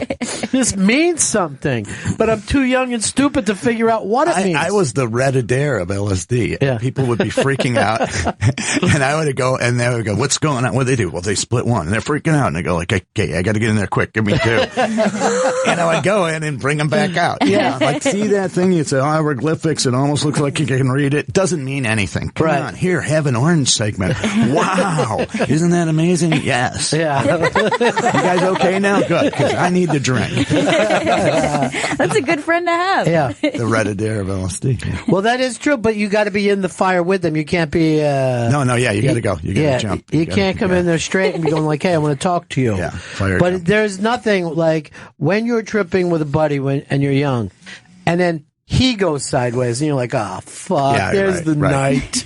One night we went to see the Allman Brothers and Dr. John at the Manley Fieldhouse in Syracuse, and there was and it was festival seating, and the crowd was so big that they cracked the trophy case, and I see the Heisman Trophy, Ernie Davis's Heisman Trophy going by, and I go, come on, that's Ernie Davis's Heisman, and I actually shamed the whole crowd into passing, and I see the Heisman Trophy going, making that Heisman Trophy, and then I go in and we ran into some friends of my friend John Brown, the late John Brown, the man who once puked in a wishing well, but that's a different story.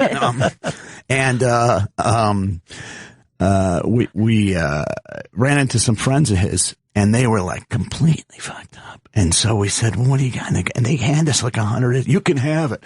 100 of these orange barrels. And there were orange barrels around at the time, so we got fined. So we all take an orange barrel, and they go, and then and Brown's friend said, well, how many did you do? Well, 4 of us split one. And so by the end of the show, I handed out all my money, and everyone gave me back. I came home with like an extra $100. It was just one of those great hippie moments. And then years later, somebody said to me, did you ever see Boz Scaggs? And I went, no, I never saw it. Wait a minute. He was on that show. I never, ever remembered it. I went over the cliff with Dr. John throwing the gree around. Right. When he was voodooing it up, you're like, this makes total sense. Yeah. I don't believe in God, but this I believe in. I'm ready to follow him. And then he sat in a speaker during the Allman Brothers. Well, the orange barrels was so crazy. I had a friend that had it on this. He had sheets and sheets of it, and he was going to start. Yeah, and then he was going to, cut it up into its own hits, and he spent all night wrapping it and started tripping balls because it went through his fingers. Oh, God. And like he's calls just from your sweat, right? I mean, like I don't know how it gets in. I'm not a scientist, but you don't. If you touch it, if it gets through your pores, it'll get to you. And I'm like, I've heard, yeah. And I'm like, look, I've done 2 hits and I don't even feel it kicking in yet. You sure? Why are you screaming on the phone to me? Get over here! Thanks. Everything has changed. Everything's changed. What are you saying, man? People always try to give me marijuana for pain, and it's just it doesn't. Marijuana for pain for me is like 2 minutes later. I'm going. There's something tremendously wrong with my knee. Tremendously wrong with my knee. There is something there. I cannot believe there's wavy lines coming off of my knee. It's just brutal. It's just awful. So I'm out in California, and my buddy John Ennis, who was in Mr. Show and stuff, he's a hilarious guy. He goes, oh, Mom, no, try these. These won't even get you high. They're these pills. They won't even get you high. They're right from the clinic. They're good for pain. Go ahead, take. 2 hours later, snakes! 2 days later, snakes! I knew this was going to happen. And I've got meetings out there and stuff. I'm tripping for 2 days on these fucking things. Well, that's the thing about ingesting. I don't know why everybody's... It's a commitment. You cannot do all this stuff. And yet everyone's saying like it's so gentle and it's more of a body high. You can't fucking make something a body high. It's more of a body high if you don't have a brain. That's the thing. I think people with imaginations, first of all of us sitting here now are just trying to maintain as human beings. That's right. Just white knuckling. Yeah. This reality doesn't make a lot of sense, does it? Never have. We're just sitting here talking into sticks. Look at what That's right. Look at what reality led to. Donald Trump.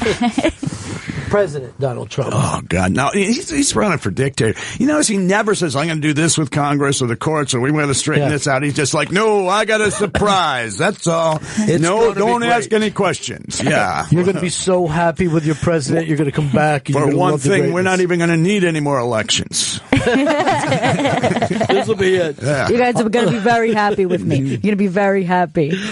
I hope that really he just goes around and gives out free tickets to the buffet table. Here you go. You guys are doing great. Thanks. How are you, fellas? You enjoying yourself? Yeah. You got my vote. I always noticed this. Like, if I was ever in Vegas with my chick, I never got the free meals. When you're with your buddies, you're constantly getting people coming over for the free tickets. They must think that you're just not gambling worth a shit. Right. If you're sitting there with your wife. It's the one vice I've avoided. I'm not a big gambling guy either. I've gambled enough, Right. Yeah. My life has been dangerous. We used to surf on the Niagara. That was we would go to see like the Who or somebody in Buffalo, and then we would go up to Niagara Falls, still be tripping our asses up. So we got to kill some time. So we'd grab some beers, and in those days there was this wooden bridge out onto these islands on the Niagara River, right above the falls. But you weren't supposed to go on them. But back in those days, that meant that the ranger put a chain and made a wood burnt sign that just lowered the chain enough so it was easy to step over, saying dangerous. Don't go. So we would go out and literally island hop in the middle of the Niagara River going like, yay, yay. So, I mean, like after that Vegas, I don't care. After you've gambled your body over Niagara. Barry Crimmins with us, Stress Factory tonight in New Brunswick, 8 o'clock. And then tomorrow, Levity Live in West Nyack. Looking forward to both dates. Everything that you spend a lot of time talking about the elections? Or? Yeah, I've been on the road a lot. I just got back from the South, and that was interesting. Sure. Yeah. I mean, someone down there said to me, we were talking about college football, well, you have to admit, we have superior talent down here. And they go, yeah, I wonder how it all got here. Your forefathers had a real eye for talent. They certainly did. Who you for? You've heard this before, probably. Who you for tonight? Slave state or slave state state? I'm a slave state man. I like the public schools. But, no, I had a good time. I was at, I was in Charlotte at the Comedy Zone, and then this place called the Idiot Box in Greensboro, which was really cool. And in Greensboro, I got to go to the International Civil Rights Museum, and it's an unbelievable place. They literally made a museum out of the Woolworths that they had the sit-ins at. So you can go in and actually be right there where they sat down for their rights. And, so that was really touching. And then I did, Wilmington. And on the last night in Wilmington, I get migraines sometimes because a few years ago I was taking my dogs outside and early in the morning there was a branch at eye level and I thought it was dead, so I pushed it back to just snap it off, but it broke halfway and it was just a punji stick right into my head. Yeah. So I get migraines. The last show, and I got to work with notes because I got a compartmentalized memory. Plus, my act changes all the time. Yeah. And one writer said he's not really a stand-up comic because he uses notes, which I guess means if you can read and write. But anyway, I get out there and this migraine kicks in, and I'm blind on stage for the last show in Wilmington. Wow. It was just like, and I could kind of say this could be when we get him. I was just sort of like, argh, Job was a pussy. You kept it going though. No, I pulled it. I just, I kind of went into speech mode. But I was just seeing these big white blobs, and I was just, I was inches from the Frederick Douglass Freedom Trail, but I just wasn't there yet. That last hour took a while. Well, I saw you with Bob Saget up front. But by the way, those guys are great. Oh yeah, Saget and I are, yeah. How far back you guys? Well, go? when he was the host of, by the way, that club in Wilmington is called the Dead Crow, and it's a really great club. Cool. Saget, and I go back to when he was the junior co-host of one of CBS's 4 million. It was like 3,800 morning shows on CBS ago. The one with what's her name from the Polaroid ads. I know with James Garner. Yeah, James Garner's. I forgot her name. Her foil. But she was a big deal doing a lot of stuff for a lot of years. Till she hit the wall with that show. So yeah, Sarah right. or something. What is it, Chris? I'm looking it up now. So we were we're on. So first they do this stand up thing, and they go on. I do really well on the stand up thing. They're doing stand up at 7 o'clock. That's the comedy boom for you. Doing stand up at 7 a.m. is like mowing your lawn at midnight. Somebody's going to get hurt sooner or later. But for whatever reasons, they liked me. I had something to say, so they started bringing me in to comment, once a week or so on this show. Well, the last time I did it, it was during the NIT tournament, and Nebraska had just won. And I came in with just a blistering hangover, and they had all these Nebraska cheerleaders just with these, vacant stares in their eyes. And I don't remember what I did, but I went after them on national television. You talk about a walk of shame out of that building. That was the end of my morning network TV career. They said goodbye to you from that point on. Well, they were just, no one could even lift their head up near me. It was so bad. It's just, everyone's like really interested in their shoes when I was around. Yeah. Scorched earth. Oh man, just get them out. Barry Crimmins is in studio with us. You can see Barry perform perform tonight at 8 p.m. at the Stress Factory in New Brunswick, New Jersey. Go to stressfactory.com for tickets and more information.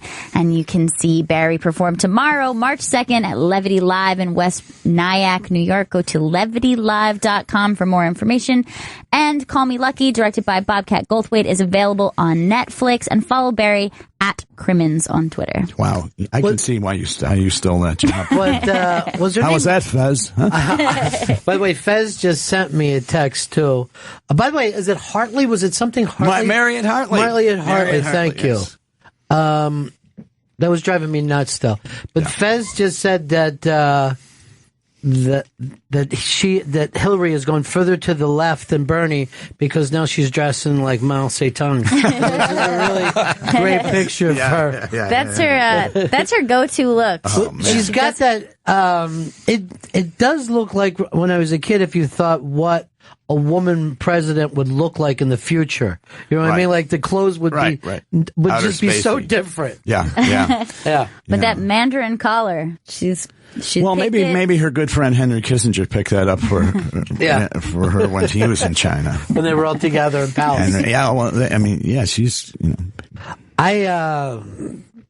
she's already looking past Bernie, Well, she was looking back. First up, the last time around, she ran against somebody and they tried to do everything they could to preclude that this time. So they just it was like a mafia. They went in and just hit everybody or just brought the evidence on everyone in advance and leveraged everybody. And I mean, these super delegates, that I can't even understand. Well, that's Orwellian equality in donkey drag. It's really an insult. It's an extreme insult. And they're all elected officials. So all you Bernie supporters out there, if we get done in by these super delegates, remember, they're all elected. They're almost all elected officials. Go run candidates against them in primaries. Tea Party their asses.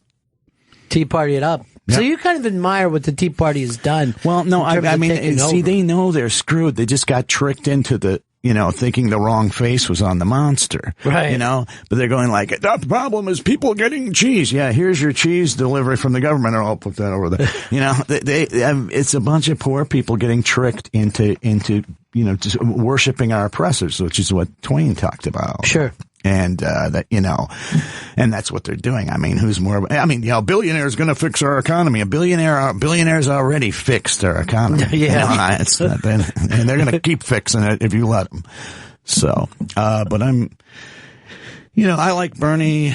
I don't worship politicians. I don't, You don't even consider yourself a political comedian, there's sometimes people. Yeah, the electoral politics stuff. I've just done it for so long. It's like the old days when people painted buildings and there was lead in the paint. Mm-hmm. And then 22 years later, you open up a can of paint, you just start puking. Right. That's how I am around elections. It's just like the Iowa Crocodiles, New Hampshire Super Tuesday. So it's just I just have too high a level of those toxins. I wanted to ask you something too about Bill Hicks because you knew him many, many years ago. And the fact of the matter is, with a lot of young people, they still know his material. That's great. He's definitely known more now, probably, than when he was alive. Why do you think that was? Well, among other things, I mean, if you're really good, dying doesn't hurt your career very much. It can help, there's also this sort of a weird thing we do in the society, reflected gory, I call it. It's like, David Bowie dies and some guy with 6 followers on Twitter sends out his condolences to the family. Like the family was really bumming out, but now Earl 3838 from Indianapolis has sent his thoughts and we feel quite a bit better. Thanks. But this is the pompous age we live in where everybody thinks they have to issue statements, and everyone's on a journey and it's ridiculous. So anyway, Billy, first off, his material was timeless. Anybody, all sorts of great, Vonnegut, Twain, all these people, and Goldman, your stuff stands up because if you're smart enough to play to the ages and not the age. If you don't pander to the age, if you pander to the age, you disappear pretty fast. Billy never pandered to the age. He challenged the age. And so I think that's a big reason, why his why his stuff has stood up. And plus, he's just what a special, genius talent he was. And man, he was our Hendrix. It was like, what would he have done if he stayed around? And who knows what he would have been up to. But it would have been good for me because we were pals. Yeah. How did you guys meet? Word of each other. Like, middle acts telling you, oh, you got to meet Hicks, you got to meet Crimmins. And then we ran into each other in New York, became fast friends. I was a little older than him, so I could say, don't try this, they'll get you there. And he called me the night of the Letterman debacle. And we talked for about 3 hours, and he says he's really upset at first, and eventually I talked him into go like, this couldn't have been a better break, really. Like now, you would have just done you would have done your 6th or 7th Letterman shot. Now you got taken off the air. Now you're a hero. And of course he didn't have long at that point. And I think he probably knew that night was part of why he was so upset. But I had him laughing after a while. I go, fuck it, man. So what? You've been on a million times. Now you're the hero that wasn't put on for what? Standing up for choice? Good for you. Yeah, and, he was such a young, you're talking about him being in front of his time.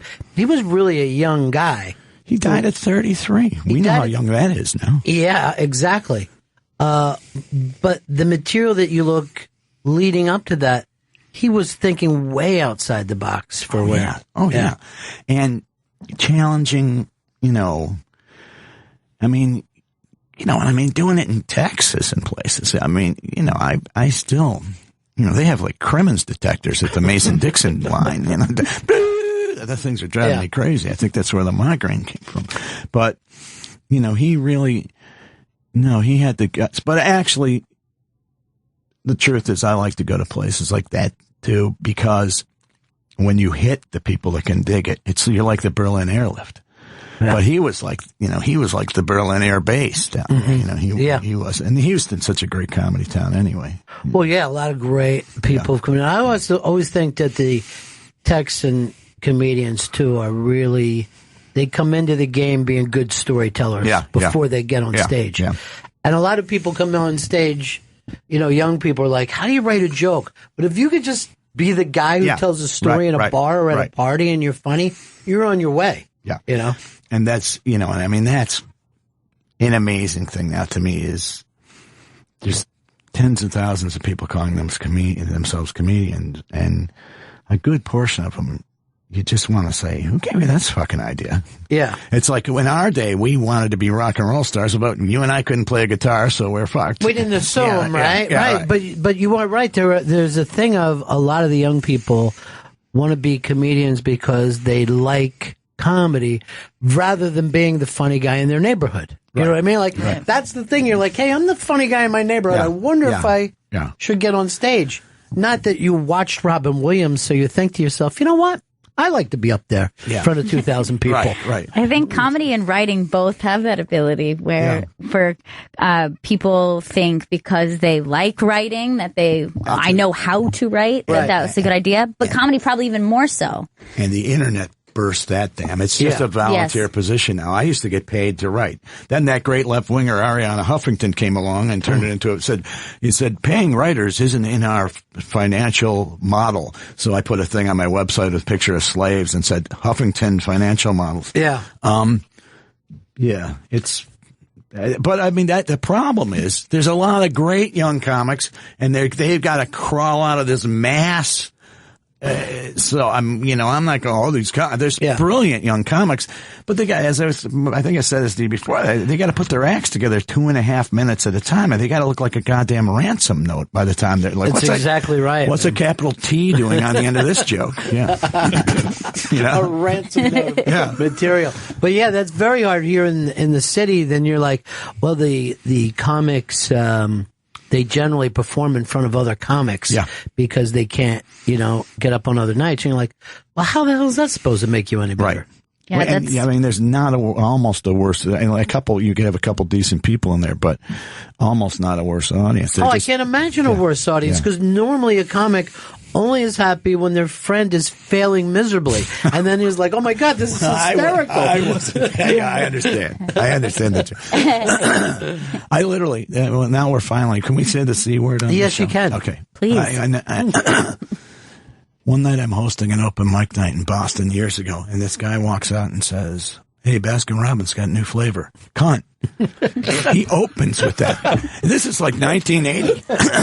1980. 1980. The crowd goes, springtime for Hitler opening. Right. You know, I'm in the back of the room. I just fall apart. So this guy tries a few more things. I'm laughing like Ricky Ricardo on the soundtrack, you know, on the laugh track. Yeah. I'm just dying laughing. And what a moron this guy. And this guy goes into this, I don't care if I make anyone else in this audience laugh. I have Barry Crimmins laughing. Now I'm on the floor. Now I'm like, oh.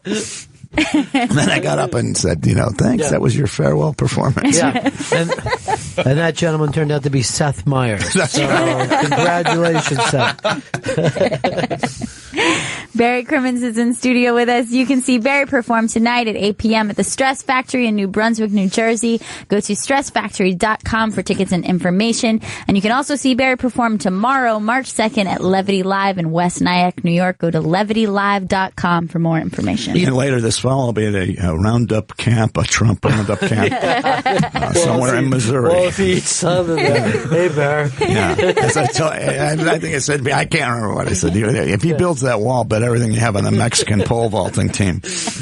Well, I know this. If I have to name names, I'm just going to name Crimmins. Because it's already I always do. Yeah. You know, somebody knows. I'm doomed. You know, might as well. Just everybody check. Yeah, you're doing radio tonight, though, right? That's right. I am. I'm going to be on The Best Show with Tom Sharpling.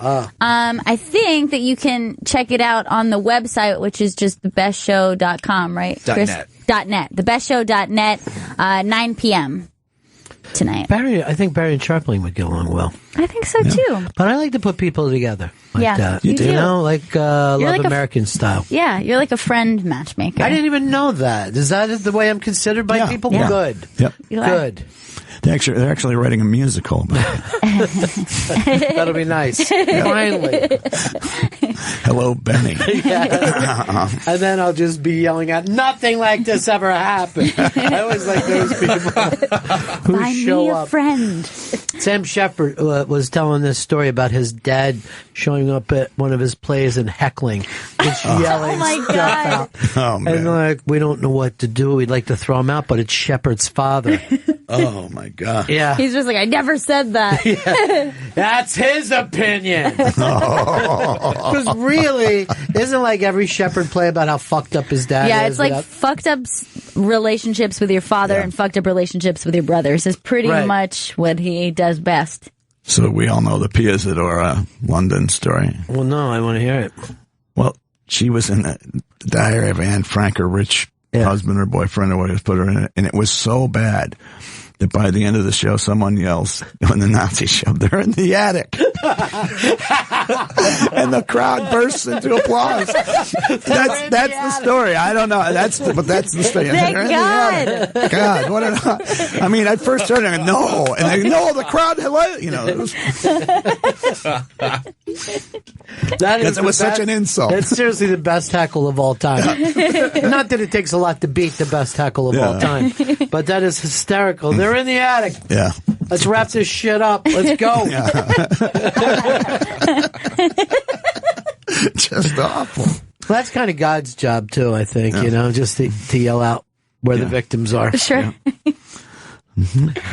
So do you know what you're doing tonight on that show, Gail? Have you figured it out? Yeah. I mean, it's What are you going to be talking about there? I don't know. I don't know if he's announced his topic yet because he goes through he has always a topic a night. So. I just want you to get this in your head. Tom Sharpling is not your father. I don't understand why you're doing a show with this man. I know, it's weird, right? I didn't realize you didn't have to do radio with your father. That's really funny, though. But he's invited you back. You did a show before. Yes, I did a show. I guess I was probably in September, October, somewhere around that. Here's what you do. Be a good guest. Use some of Barry's acid stories, you know? Yeah. Definitely. I heard a story today. Say it happened to you. Yeah. Perfect. That's a great idea. Go ahead. won't be the first time. Better be driving along. Yeah, somebody's got to, right? Somebody's going to write this shit. It's not going to write itself. That's right. I try to write biblically. I just say shit I want people to repeat. That made it a lot easier, that whole plagiarism thing. From a metaphor point of view. That's right. That's how that's learned. I remember when you were a kid, they would tell you, well, people best learn from metaphors. I was like, why? Just tell us exactly. Don't tell me some guy about him and a donkey. I can't make that shit up. Let me veil it for you, and then you need to unveil it yourself. Yeah. We may have to break out a parable in a minute. I don't have time for parables. Which I think is two metaphors. I'm not sure. I'm just a little kid. You're going to have to directly tell me what I must do. Hey, the Scope Bro's pretty quiet today, too. The Scope Bro, well, first of all, he is the Lenny Bruce of Scopes. Periscope is turned on him. I didn't know that could happen. And they don't put him on the big list anymore. When's your trial? It's 26. I would like a trial from the Periscope court. But ever since he started talking about the problems with Periscope, he's gotten more and more boring, and people are walking out on the scope. And the last time he was just sitting there in a robe, and he's like, let me read off some of the emails I got back from Periscope. Wait a minute. Okay, so you're co-hosting this show tonight? Okay, I've heard enough of that. That's enough. Well, why have the scopes slowed down? I think I'm dealing with the sobriety also. That's been weirding me out. You're not dealing with sobriety. You haven't. All you've done is taken a break. This is a dry out. Oh, you're drying out. Yeah. Dried out. Oh, that's why you're not so happy. But you got past your DTs and shakes and aggravations. Really? And he had them last week. But then he also came and admitted something to me. Like one of those people that are like, here's why I drink, and he told me, and I'm like, no one cares. Yeah, you know what I mean? Like, your problems are nothing. Oh, that's nice of you. You can tell me later. Try it on me. Everybody else does.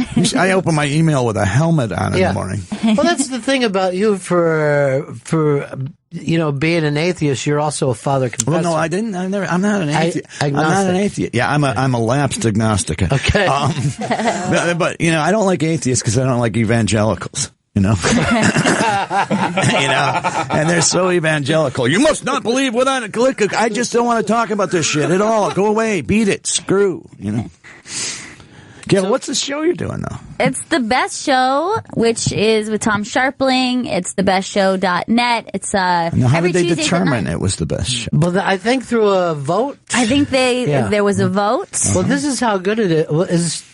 Sharpling gave away the story of who his voiceover for?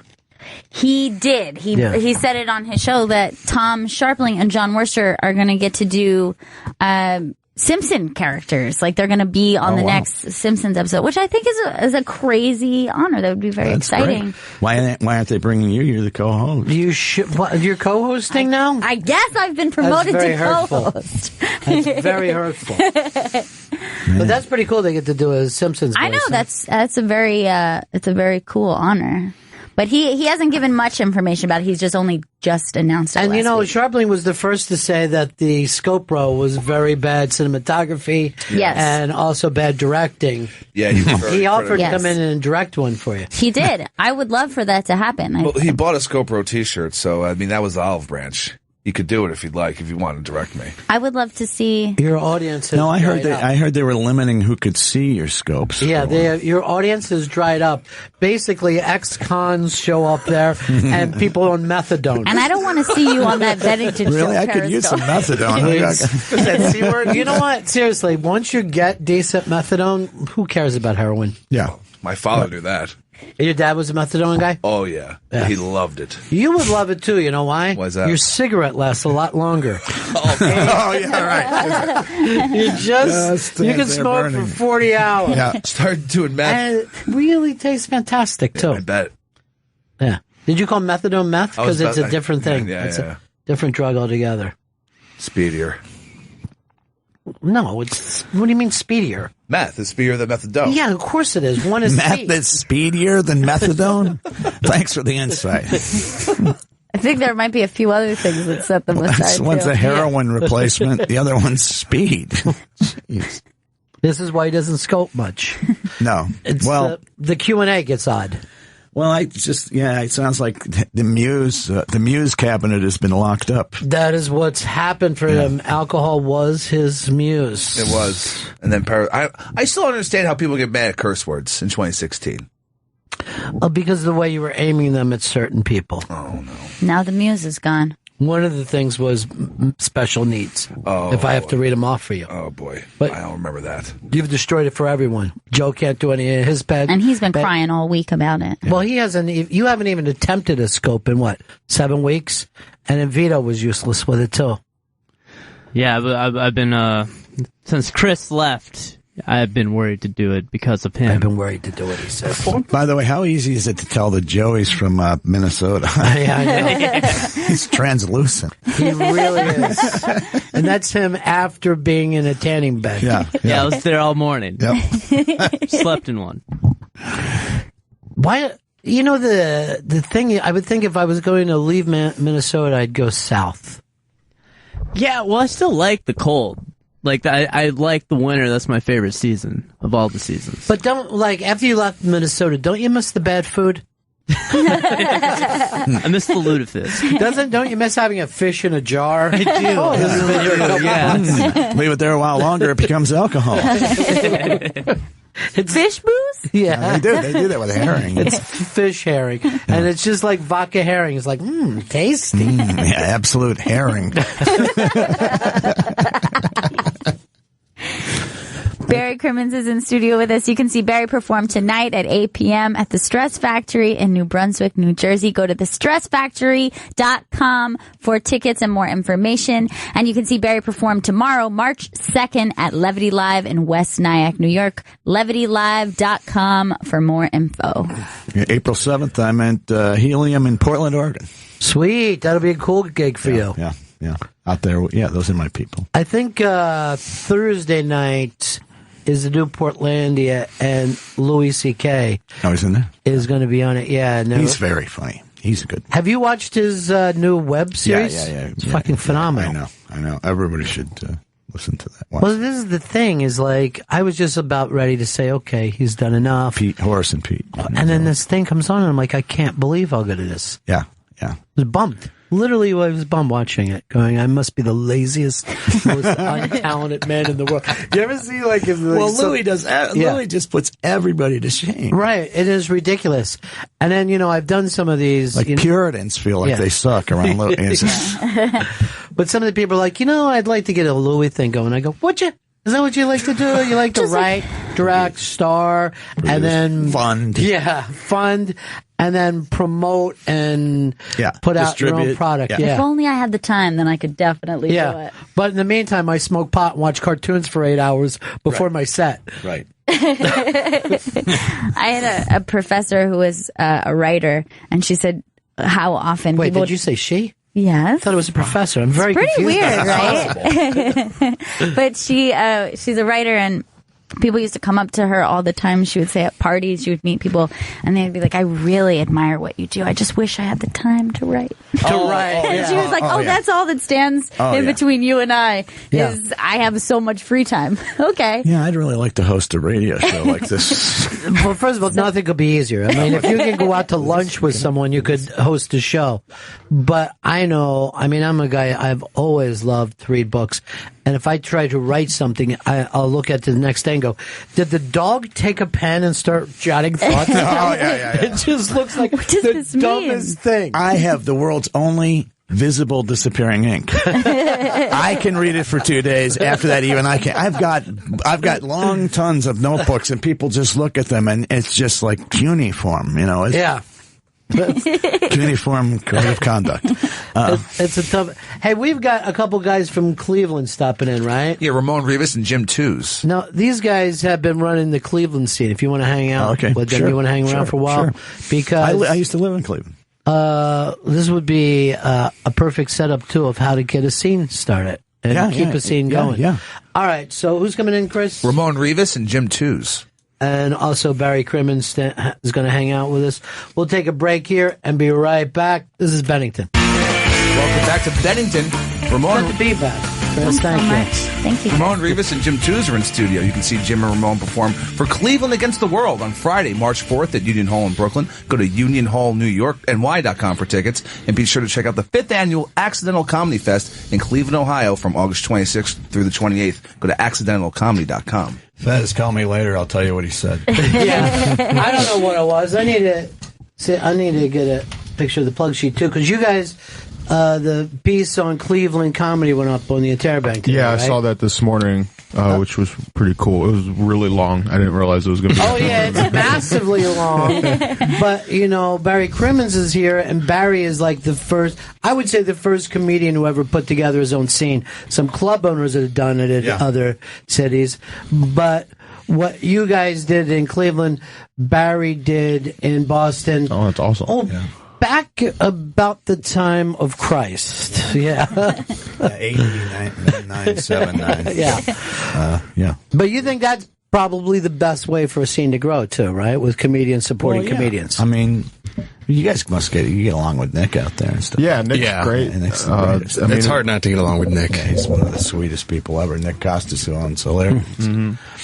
But whatever you can do to get, it's just stage time. That's the life. And that's part of the piece. Is like a lot of people earlier in the piece are like, there was just the comedy club, so there was nowhere for you to figure out how to do comedy. Right. It was all just terrible open mics that people had to go do. People used to tell me, well, we need a place to come suck. I go, well, this isn't it. Who were some of the guys that were big in the Cleveland scene now? Like historically or now? Yeah, historically. I mean, like Bob Hope's like old school, Arsenio Hall. That goes back a ways, Bob Hope. Mm-hmm. He was really a London act. Yeah. Steve Allen also from Cleveland? It was one of the early Tonight Show hosts. I think it's Jack Parr, actually. I have a book. Yeah. But he said Cleveland's a great place to fail anonymously, which is good. Do you feel that way, though, still? Yeah, I mean, it's the same kind of thing as Chicago. Chicago's a little, obviously, way better historically, but, you're able to, you have the indie rooms. When beating. Well, they're all way better. Get off it. Yeah, I mean, it's getting... Cleveland isn't the rock capital. It's the polka and beer, like they try to make it into all these other things, but it's a real town with really great people, and I lived there for years. Oh, really? Yeah. What part? I lived on both the east and west side. Okay. I lived in the Heights, and I lived in Lakewood. Okay. What took you to Cleveland?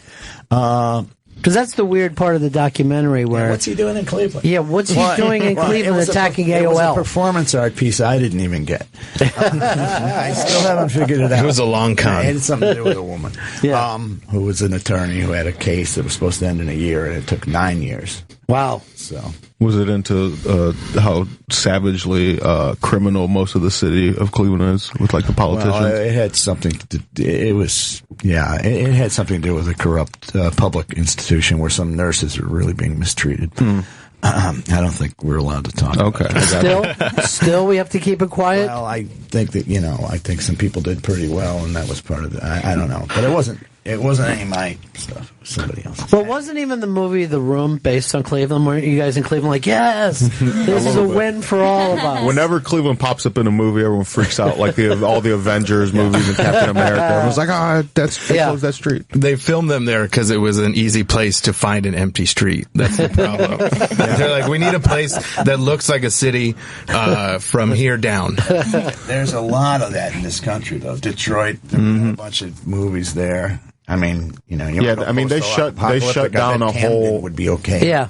They shut down a whole part of the highway for like a month, and all it cost them was $25 to get the permit. Yeah, right. Wow. It's like, all right, we'll do that all day. We weren't using that anyway.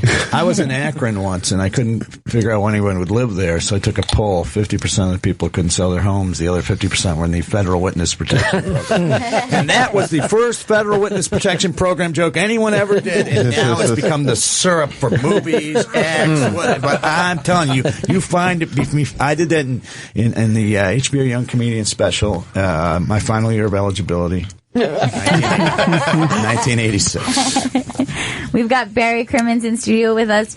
You can see Barry perform tonight at 8 p.m. at the Stress Factory in New Brunswick, New Jersey. Go to stressfactory.com for tickets and more information. And you can also see Barry perform tomorrow, March 2nd at Levity Live in West Nyack, New York. LevityLive.com for more information. Thanks, Gail. And you guys are here. You're doing a Cleveland show in the city, right? Yeah, I set up. I was just coming to town just because I had some time off in my schedule of napping to come to New York for a couple weeks, and I just emailed everyone I was coming and picked up a bunch of shows, and then Chenoa, who runs a bunch of shows around town, had to give up a date at Union Hall. She was like, "Oh, Jim told me you were looking for a show," so I wound up going back and forth with them, and I wound up getting Friday night at 8, which was a great time for a show. And then I reached out to a bunch of Cleveland expats who are super funny and killing it in New York. So now it's going to be Cleveland against the world. You know, there's Browns bars in the city too. You got to get some posters up in there. Which, can you imagine your loyalty if you're in a different city and then go find a Browns bar? Yeah. That's hard. The passion of Cleveland sports fans is really insane. Like, they say the Browns have like the most rabid fan base in all of sports around the world, which is, I mean, as terrible as they are, not historically, they used to be good, but like now they're terrible. It's like, it's weird that it's still. I don't know, man. You guys have won 2 Super Bowls, but as the Ravens. Yeah. Thanks for the reminder. That's all I thought about when I watched that Super Bowl. I'm like, that's the And then Browns. Belichick, who was the coach, went on to win all his own championships. Yeah, he's done pretty well for himself. Why you got still Johnny have Uncle Football? Tomahawk, the Indian. Oh yeah, it's always at the beginning of every baseball season. There's always a picture of a drunk white person and face paint, face paint, and a real Native American person protesting, just looking at each other. Yeah. Well, what was it? 97. You guys went in and played against the Marlins, which I was down in Miami. Joe Tables. There was zero heat for the Marlins, and they came in and they just came in and kicked ass. Yeah, that was supposedly Jose Mesa was just real drunk. Yeah. One of the games. I was living there then.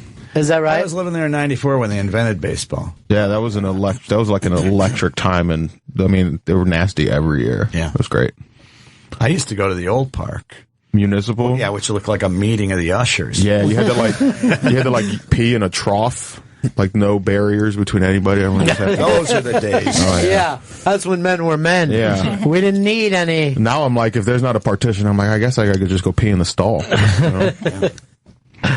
Well, that's always great for little kids when you're in the trough thing, because you're basically cock high with all these full-grown men that are pissing.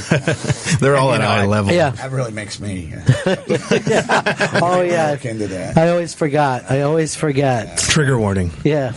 Trigger warning. Do you have to watch out for the trigger? Is every once in a while it kicks in for you? No, I'm fine. Like the trigger warnings. If there's something really ridiculously violent or rape or that's good to warn people. But a lot of it is sort of like, I was watching this movie and they were eating red licorice and my perpetrator ate red licorice. Well, if you're looking for the whole world to apologize to you at that level, you're just setting yourself up to be mired and, just to wallow for the rest of your life, because the whole world's had stuff happen to them too.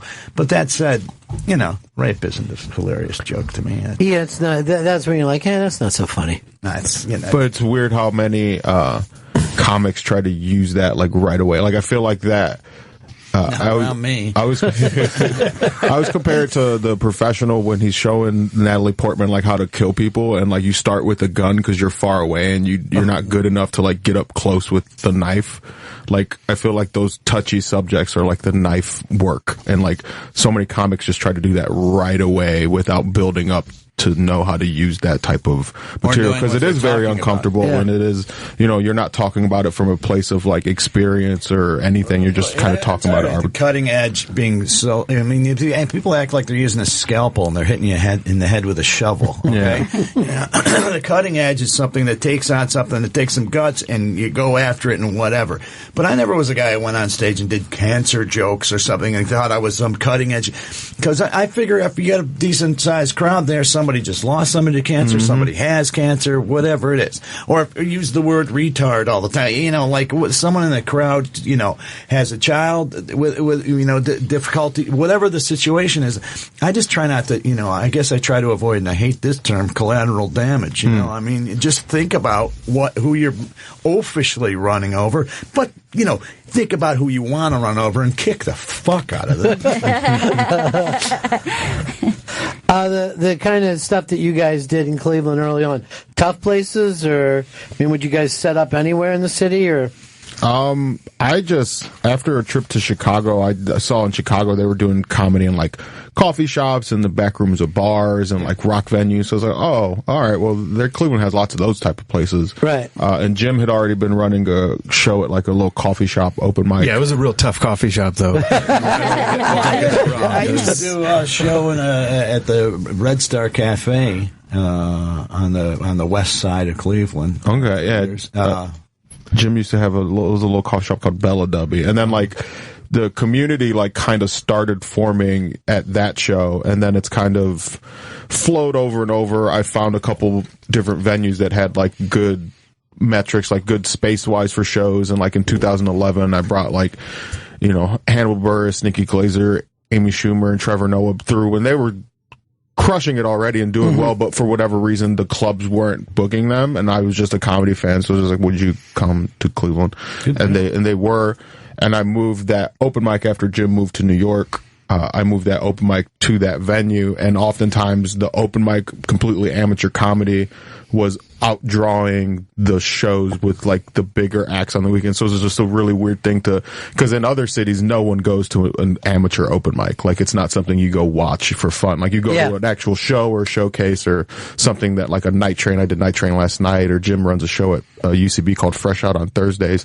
There's those cool shows around town, but like people will go to those, but an open mic, no one's at a 6 o'clock mic at the Greek.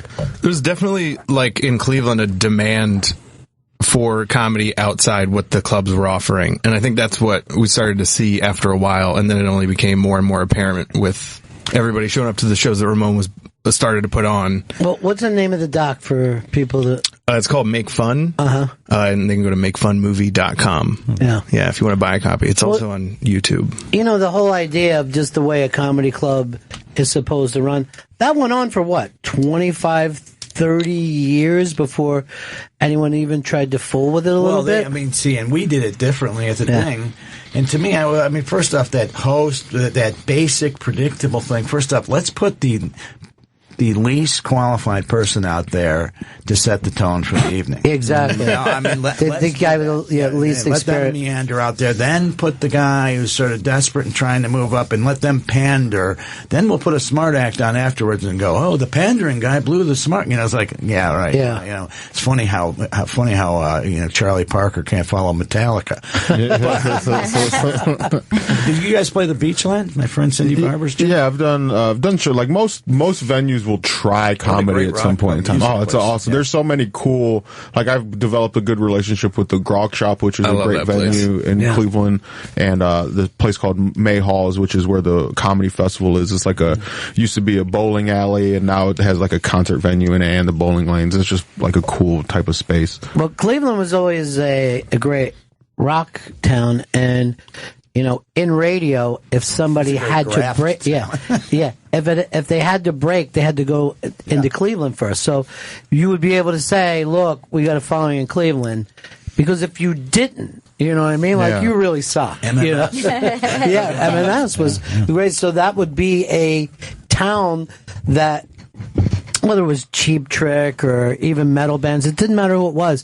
They normally would have to say, look, we already got a following here. Start playing this record in the rest of the country. Happened all the time. Yeah, and I do honestly feel like entertainment and hospitality is kind of what kept Cleveland afloat. Like, the sports were like the big catalyst in the 90s when the Indians were good and all that, but it used to be steel yards, shipyards, and auto industry, and those all slowly died since the 70s. So there was, in the late 80s, early 90s, like Cleveland was cratering economically, and so when the rest of the country did that in the early 2000s, we were already kind of crawling out. And you already knew how to do it. Yeah. We were old hands at it.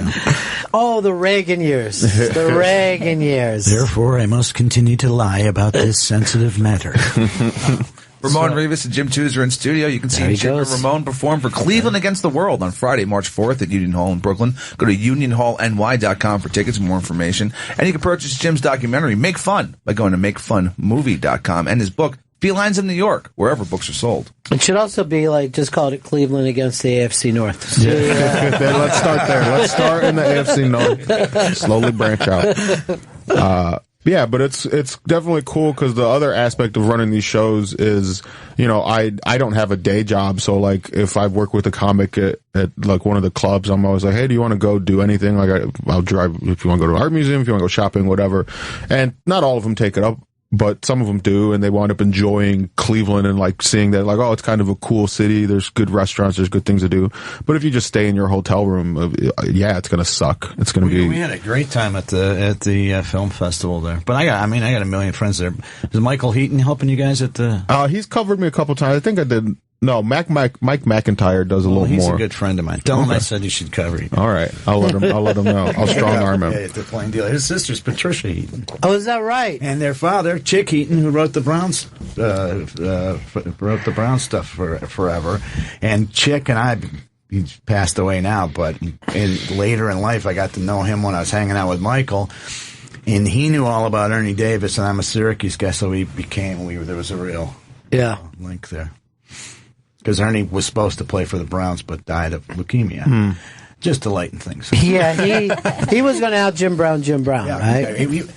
And then they were going to get both of them in at the back at the same time. He was going to take on the big backfield of Green Bay, Taylor, and Horning. And that was the plan. That was how they were going to counter that. And then Ernie got leukemia, and that was that. I saw Jim Brown in here about, 5-6 years ago, and he was doing one of the sports shows. I looked through the window and I'm like, God damn, that son of a bitch looks like he could play today. Until he stood up and started to walk, and then I'm like, that game is awful. That's an awful game when it does to people. He got out early. Yeah, he got out. Well, he was like the first, guys are getting out now. 80. Yeah. This Beast Mode kid in Seattle is just like, I'm done. Yeah. I got my money, I got my endorsements, I got my ring. Linebacker play 1 year. Yeah. And just from Ohio State. Yeah. I don't want to play anymore. Appreciate it. Beast Mode, there's a thing up on the iBank today of him rapping while he's riding a camel in Egypt. I'm like, go for it, kid. Go enjoy your life. Enjoy yourself. What's the name of the article that is up to the Cleveland, Chris? That's entitled Comedy in Cleveland, the mostly complete oral history. Yeah, I couldn't get a hold of Drew Carey and a couple other people. This, like you said, this thing goes on for a while. Yeah, it's a book. Yeah, I just started kind of bathroom read.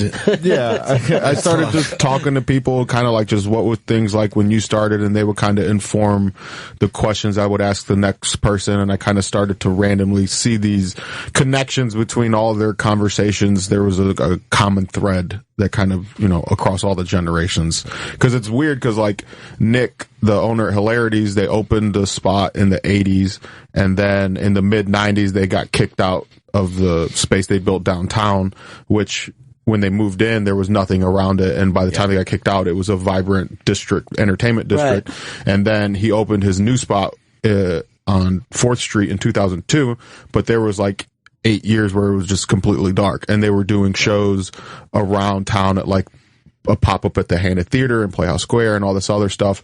And it's kind of the same thing that when the venue I was doing shows at all the time closed, now I'm doing shows at these other places, and the community kind of follows it, and people are kind of like, I won an arts grant from the Cleveland Leadership Center for the comedy festival last week, and like people are kind of starting to take notice and like kind of keeping you afloat until something comes along. And it's interesting how like the comedy club has the same kind of spirit that the independent stuff does, but has, well, he's not a chain. He's not a chain. He's one of the last independent guys in comedy in the country, and a great guy. He just can't have a whole scene at one club. When I started the Ding Ho, people would come up to me sheepishly, hey, they're doing a show over here. Is it okay? I'm like, we need to make comedy viable. It can't do that at just one place. And I can't book everybody in my show. And by the way, I had pretty good acts. People would get mad at me. Why aren't you booking me? Well, I don't know. Who are you going to replace? Right, Paula Pounds? Yeah, I always tell people, I'm like, I have a, when I go through and I'm booking a show, you don't come up in my Rolodex before the show's full. Like, that's nothing personal. It's just, I know, like, and a lot of times comics from out of town who I don't really know and like have no context, they get kind of upset. I don't want to produce a show for them. And I'm like, well, it's a lot of work to produce a show. And if I don't know you, why am I going to produce a show for you over someone I know like Jim Tuzos is in town or someone who lives here? It's just. Do you get those calls from the manipulative guy? I hate people who are dumber than me who try to manipulate. So you hate dealing with the industry. But anyway, but they would call up and they go, "Hey Barry, how you doing? Yeah. Hey, I see Syracuse won basketball. Yeah. Wow. Hey, I read a book by George McGovern. I know you like him. Yeah. Hey, have you got your book there? Yeah, I have my book here. Do you have yours there? Yes. And is your number still blah blah blah? Blah, blah, blah, blah. Yeah, well, I'll fucking call you when I want you to put something in your book. Do I have my book? Clutching it in my hands. Yeah, I've been waiting for you to call me. When they would really push me, I would say, who are you going to replace? Go ahead, open it up. Yeah. Show me who you're replacing. We just lost Joe Lasky, who was one of the original Boston acts, who took over a lot of the stuff Mel Blanc did at Warner Brothers. And he just died of cancer a couple weeks ago. And that's, the names that you had. Great guy. Yeah. At the time, you guys were all young, but you didn't realize. Well, and that's that story from Ian Stewart. When he told me that this feels like London, 65, 64, when he came to the Ding. Because you walk in, Wright's on, the other people, Jack Gallagher, one of the funniest acts ever. People are coming through like Kevin Rooney and Rich Scheidner, and it was just, just bang, bang, bang. And we were, in a way, we're pulling together. And that's what you guys do. And I feel like that's what, it sounds like Boston in the 80s and through, mid-90s, probably to now, is still pushing out talent. Well, Chicago's kind of the same way in the early 2000s. Like, all the dudes who were running around doing open mics is like Hannibal, TJ Miller, Pete Holmes, Matt Bronger, Camille. And it's like, but you need to be fermenting against all the each other. Time, right? And also, you have to build that thing where guys who are like a class ahead or whatever are telling the dudes, hey, don't be a hack. You know what I mean? Like, I know it feels, because early on you're going to go, all right, I got to get a laugh. What's the hackiest thing I could do? But you need older guys to go, take your time with this. Keep working it. And, I don't think people, and we even do this with music all the time, Gail, when you GPS. There are so many people responsible for any one person maturing into being a great artist. Sometimes they don't even know where their influences came from because they're influenced by guys that were influenced by somebody else, The other thing I think is great about guys. The one thing I think is great too about doing it somewhere that, hey, this isn't a chance to be seen by agents. This isn't a chance, because then it becomes something totally different. Right. Am I ready for a sitcom? Who the fuck cares? Yeah. Who cares whether you're ready for a sitcom? By the way, if you're a real comic, you don't even see sitcoms because you're fucking working. Well, now you can. Right. But back in there. But I like that. I like that attitude. You're taking that sitcom stars. You know what? I got in trouble with saying. Now real comics binge watch them. One day off. I got in trouble because a few times with agents, I lost agents because I'd say things like, Well, perhaps my act isn't appropriate for your show, but perhaps your show isn't appropriate for my act. That isn't the commercial move you want to make. Barry Crimmins is in studio with us. You can see Barry perform tonight at 8 p.m. at the Stress Factory in New Brunswick, New Jersey. Go to stressfactory.com for tickets and more information. And you can see Barry perform tomorrow, March 2nd at Levity Live in West Nyack, New York. levitylive.com for more information. And you're out tonight too, Gail. That's right. I'm going to be guest on The Best Show. You can listen to it at 9 p.m. East, bestshow.net. Take the Cleveland boys with you. Just roll in there Cleveland style. Nice. Yeah. You know? Hardcore. Take over. Just show up. Hey, Tom. Where are the pierogies, motherfucker? Now it is The Best Show. Yeah. Now, what do you come up with a good thing? Great food. Oh, amazing food in Cleveland. Yeah. Well, what's your go-to comfort food? Somebody comes in from out of town. Where do I take them? Yeah. I go, there's a really good place called Superior Pho, which is like Vietnamese soup. Like, it's such good soup. I worked there for a little bit, and it was a shitty place to work, but the soup was so good, I worked there for 8 months. And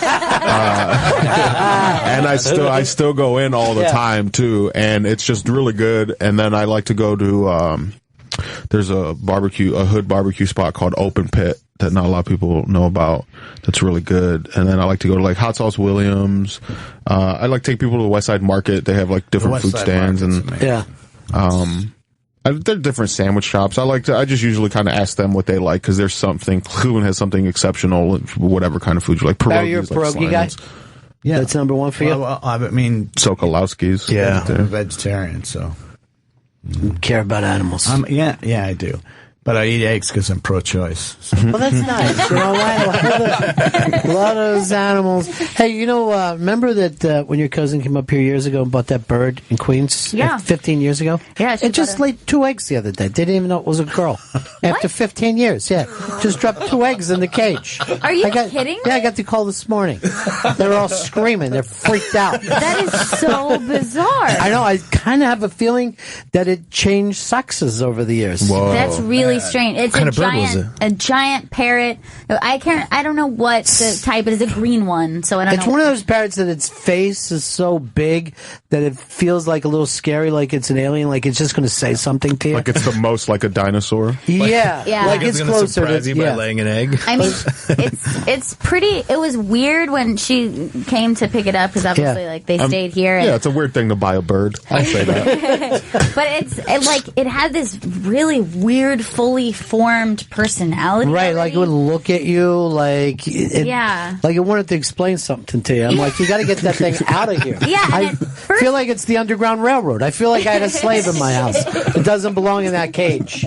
Birds got secrets. But it kind of like looked at you with a very knowing look. And then, of course, it was taught by its previous owners to talk. So you walk in and it'd be like, good morning. And it was like a very like kind of weird thing. Help me. Oh, God. God, that's so strange. Yeah. How do you lay 2 eggs after 15 years? Well, I didn't do it. The bird did. I ate 2 eggs this morning. Ramon Rivas and Jim Tooze are in studio. You can see Jim and Ramon perform for Cleveland Against the World on Friday, March 4th at Union Hall in Brooklyn. Go to unionhallny.com for tickets. And check out the 5th Annual Accidental Comedy Fest in Cleveland, Ohio from August 26th through 28th. That's accidentalcomedy.com. Who are you guys bringing in for that one? I just announced the first wave of people. This is the 5th year I've done it, and like the first few years, I got like 1 or 2 little headliners with a budget I got from this other music festival I did a stage at. And like last year was the first year. It's like, no, this isn't attached to anything. It's only its own thing. So there's submissions for a certain amount of spots. I do invitations for a small amount. There's a certain amount left aside for alum who want to come back. And then whatever headliners I can, seduce into coming. So I got Kurt Braunohler's, one of the marquee acts now. And then the first wave of invitation is, 2 comics from LA, Brandon Wardell, who's got a Comedy Central Snapchat show. I met him at Sketchfest a couple years ago. He was a really cool kid. And then Marcella Arguella, she just did, when we were hanging out in LA, she got the call to do Carson Daly, like her first TV appearance, and she's really funny and cool. Neither of them have been to Cleveland. And then from New York, Langston Kerman, who wrote on the Oscars last night, and Joe Firestone, who was on Comics to Watch with me. I'm waiting to see if I made it. I'm sorry, Jim. I hope this year, man. But yeah, Jim comes every year and he does different stuff. Like, the first few years he did stand-up, and then the last 2 years he came with his Undone Sweaters, which is Weezer tribute band with Danny Tamborelli and 2 other friends of mine. Well, these are the 2 biggest Weezer fans in the world. Oh, I know. Which one do you think is the bigger Weezer fan? I'm the bigger Weezer fan. Well, I know Gail chased the car. I did chase a limo once. Yeah. Beats me. In my youth. What year was that? Last year. Just last year. I would have chased the car in 98. No. It was not 98. It was like 2001 or 2002. It was like right around Green Album. Okay. Do you remember when you were yelling at him? I don't know. I was like saying something really dorky about like what an important album Pinkerton was to me or something. Well, it was important. It was very important. Everything to me. As you were running, you were yelling that? Yes. In his car. Stop the car, guys. She said it's important. He's already done stuff like, I hate people bringing up Pinkerton to me. You know what I mean? Like, he just doesn't want to hear about it. It's your pet sound. I don't know. I remember when you told Brian Wilson that Pet Sounds was his Pet Sounds. Yes. Pet Sounds is actually Pet Sounds, which is pretty cool. Pet Sounds is your Pinkerton, Brian. Yeah. Well, it should be at this point. Oh, look at the shades. The migraine thing. Oh, are you getting the migraine? A little bit. No, it's all right. If anybody has a more, the expensive thing for me touring now is just being medevaced from gig to gig. That's what really it's up. I've got certain medical restrictions. My doctors told me I'm not allowed to go near gravity anymore. So it's a different way. You'd be better off just floating in your own. That's right. But man, I'll be fine. The morphine drip before the show will get me in proper state. Something about that drip, isn't it? It's so soothing. Yeah, except for I'll go like this. Faster, a little more. Let's get a drizzle going. Morphine drizzle. I go, because I'm in a lot of pain, but mainly emotionally. So, it's not the kind of pain that you're going to see with one of your fucking tests. All right? I've been through a lot. Yeah. Well, give me a cigarette so I can watch myself sigh. That's the effect of smoking. Yeah. Out of everything. Oh God, life. Yeah. Give us the name of the doc and how people can see it again. It's called Make Fun, and you can go to makefunmovie.com if you want to own a copy. It's also on YouTube if you want to sneak watch it. I love I love the premise though of, because I think most art forms have to do with everybody, not just one guy. And I think with a lot of people, you can look at their stand-up and tell what part of the country they came from. And also comedy, it's an art form that not the average person doesn't necessarily put in the same sphere as all the other arts, as far as like. Why do you think that is? Janitors eating dinner. We're the janitors of show business. You're right. We do it while they're eating dinner. I have never even thought of that premise, but it would be rare to be watching the Stones and eating a steak. Right. Or just watching somebody paint and you're eating chicken fingers. Yeah.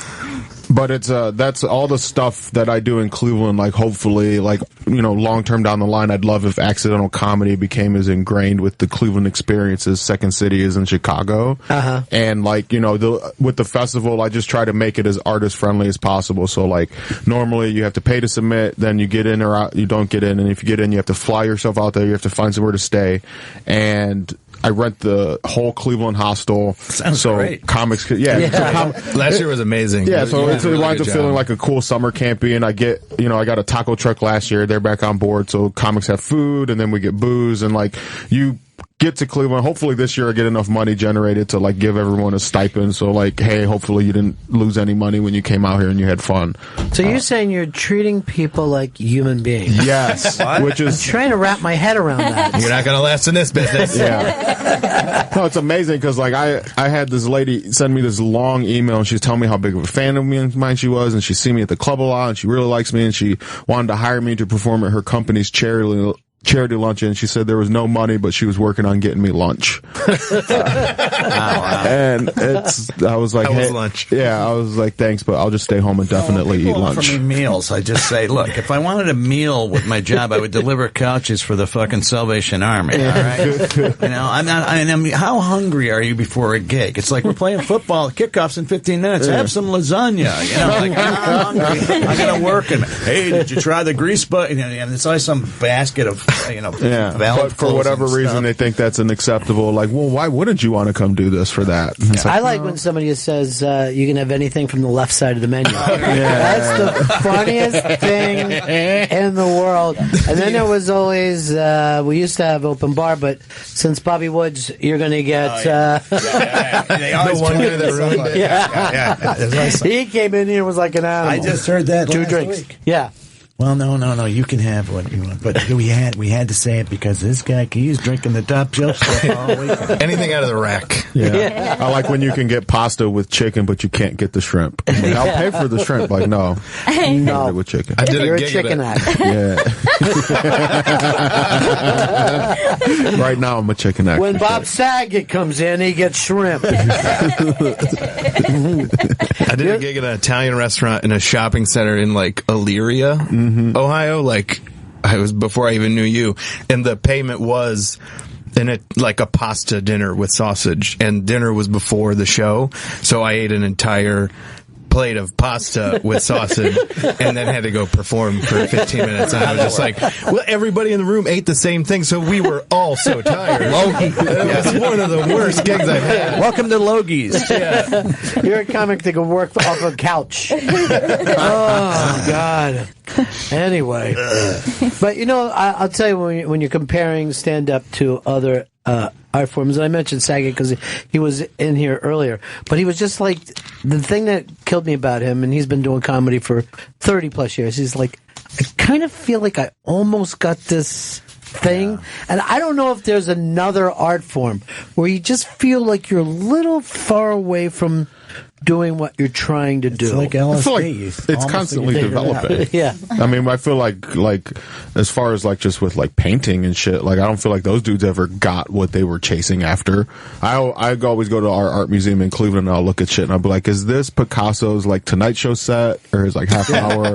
And like just try to think of it in those terms, because I definitely think that like I have an abstract idea of like if there was a comedy museum or Hall of Fame, like what would it be? But it's like comparing it to other museums, it's like there's the people like Picasso and Monet who like redefine things, and like a bunch of people, you know, offshoot from them.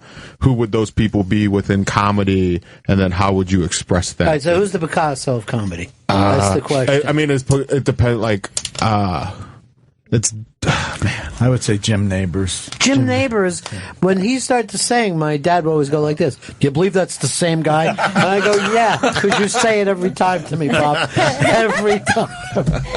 I don't know who would be the specific, like what artist correlates to who, but I know like Pryor would definitely be one of the transcendent ones who, you know, there's a bunch of talented artists in Cleveland, and I want this one Alex Kelly to do a painting where it's like the evolution of man with Pryor from like, you know, clean cut Cosby to like where he was at the end with like an inferno in the middle and then just like going through. But I don't know how to paint that. No, you know, you can do it too. It'll just be like stick figures. See what I'm trying to say with this piece? Pryor. Pryor, and he's smiling. Yeah. Pryor should be on fire doing this too. Just in the middle. Yeah. Well, you know what else is weird, though, unlike painting or even music, is that sometimes old comedy just kind of dries up. Some of it stays, like we were talking about. You can go back and listen to Bill Hicks, and you're like, fuck, that's amazing. But I tried to play some Kinnison stuff for Chris and Gail not too long ago, and they're like, what was, do you hate gays? I'm like, well, you weren't there at the time. It was, very shocking and exciting at the time. Yeah. But if you were thinking about what you're doing at the time, you might think about what someone would think when they listen to it. You're right. You got to go back to that point, right? To do with, I said it earlier. Play to the ages, not the age. The age is inevitably stupid. If you pander to the age, you're going to look like a piece of shit in 30 years. If you play to the ages, you might have something that stands up for a while. What do you mean by age? Like in that thing, what do you mean by look ages? to the future. Just think, am I going to look like an asshole in 100 years? I read Mark Twain all the time. You want a picture of the best comic? That might be your guy. Twain, I read his notebooks and stuff. I watch him form his thoughts and then leave the stuff behind it. And he remains ahead of our times. He thought about things and he took things on. And basically, it was just anything that's conventional wisdom is bullshit and say so. And you're going to look good in 30 years. Whatever everybody believes now is stupid because we're humans and we're dumb. That's an encouraging. I remember I got a little cynical at the end there, but really have the guts to think in terms of somebody, what's this going to look like in the future? And if you don't want to look like an asshole in the future, don't join the lynch mob. Yeah. It's not that hard. But I got to stop doing so much anti-robot stuff. Because I'm going to look that's like really going to come bite you in the ass. That's the best. That's right, man. Fucking punch card. But you see where he's like, that's the funny thing about material, that you could be getting a laugh. You could get people excited. And then as years go by, you're like, yeah, but you were doing that anti-Muslim stuff or whatever it happens to be. It would have been like if you were in the 1970s, you could easily get big laughs saying "gook," but if that's attached to you now, you're like, well, it's a different time.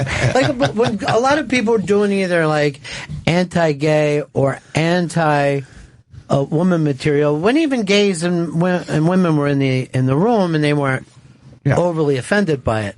But that's the thing about you got to figure, where's this all going? Yeah. I mean, even specifically the Kinnison that we were talking about, and I think Kinnison is brilliantly funny, by the way, but the bit that we were looking at, it was more funny because it wasn't even just like, okay, let me take a look at what it means to be gay and figure that. It was literally like, I don't get can you imagine? It was pretty much the punchline, like, gross, right? Why would anyone want a hairy man's ass? And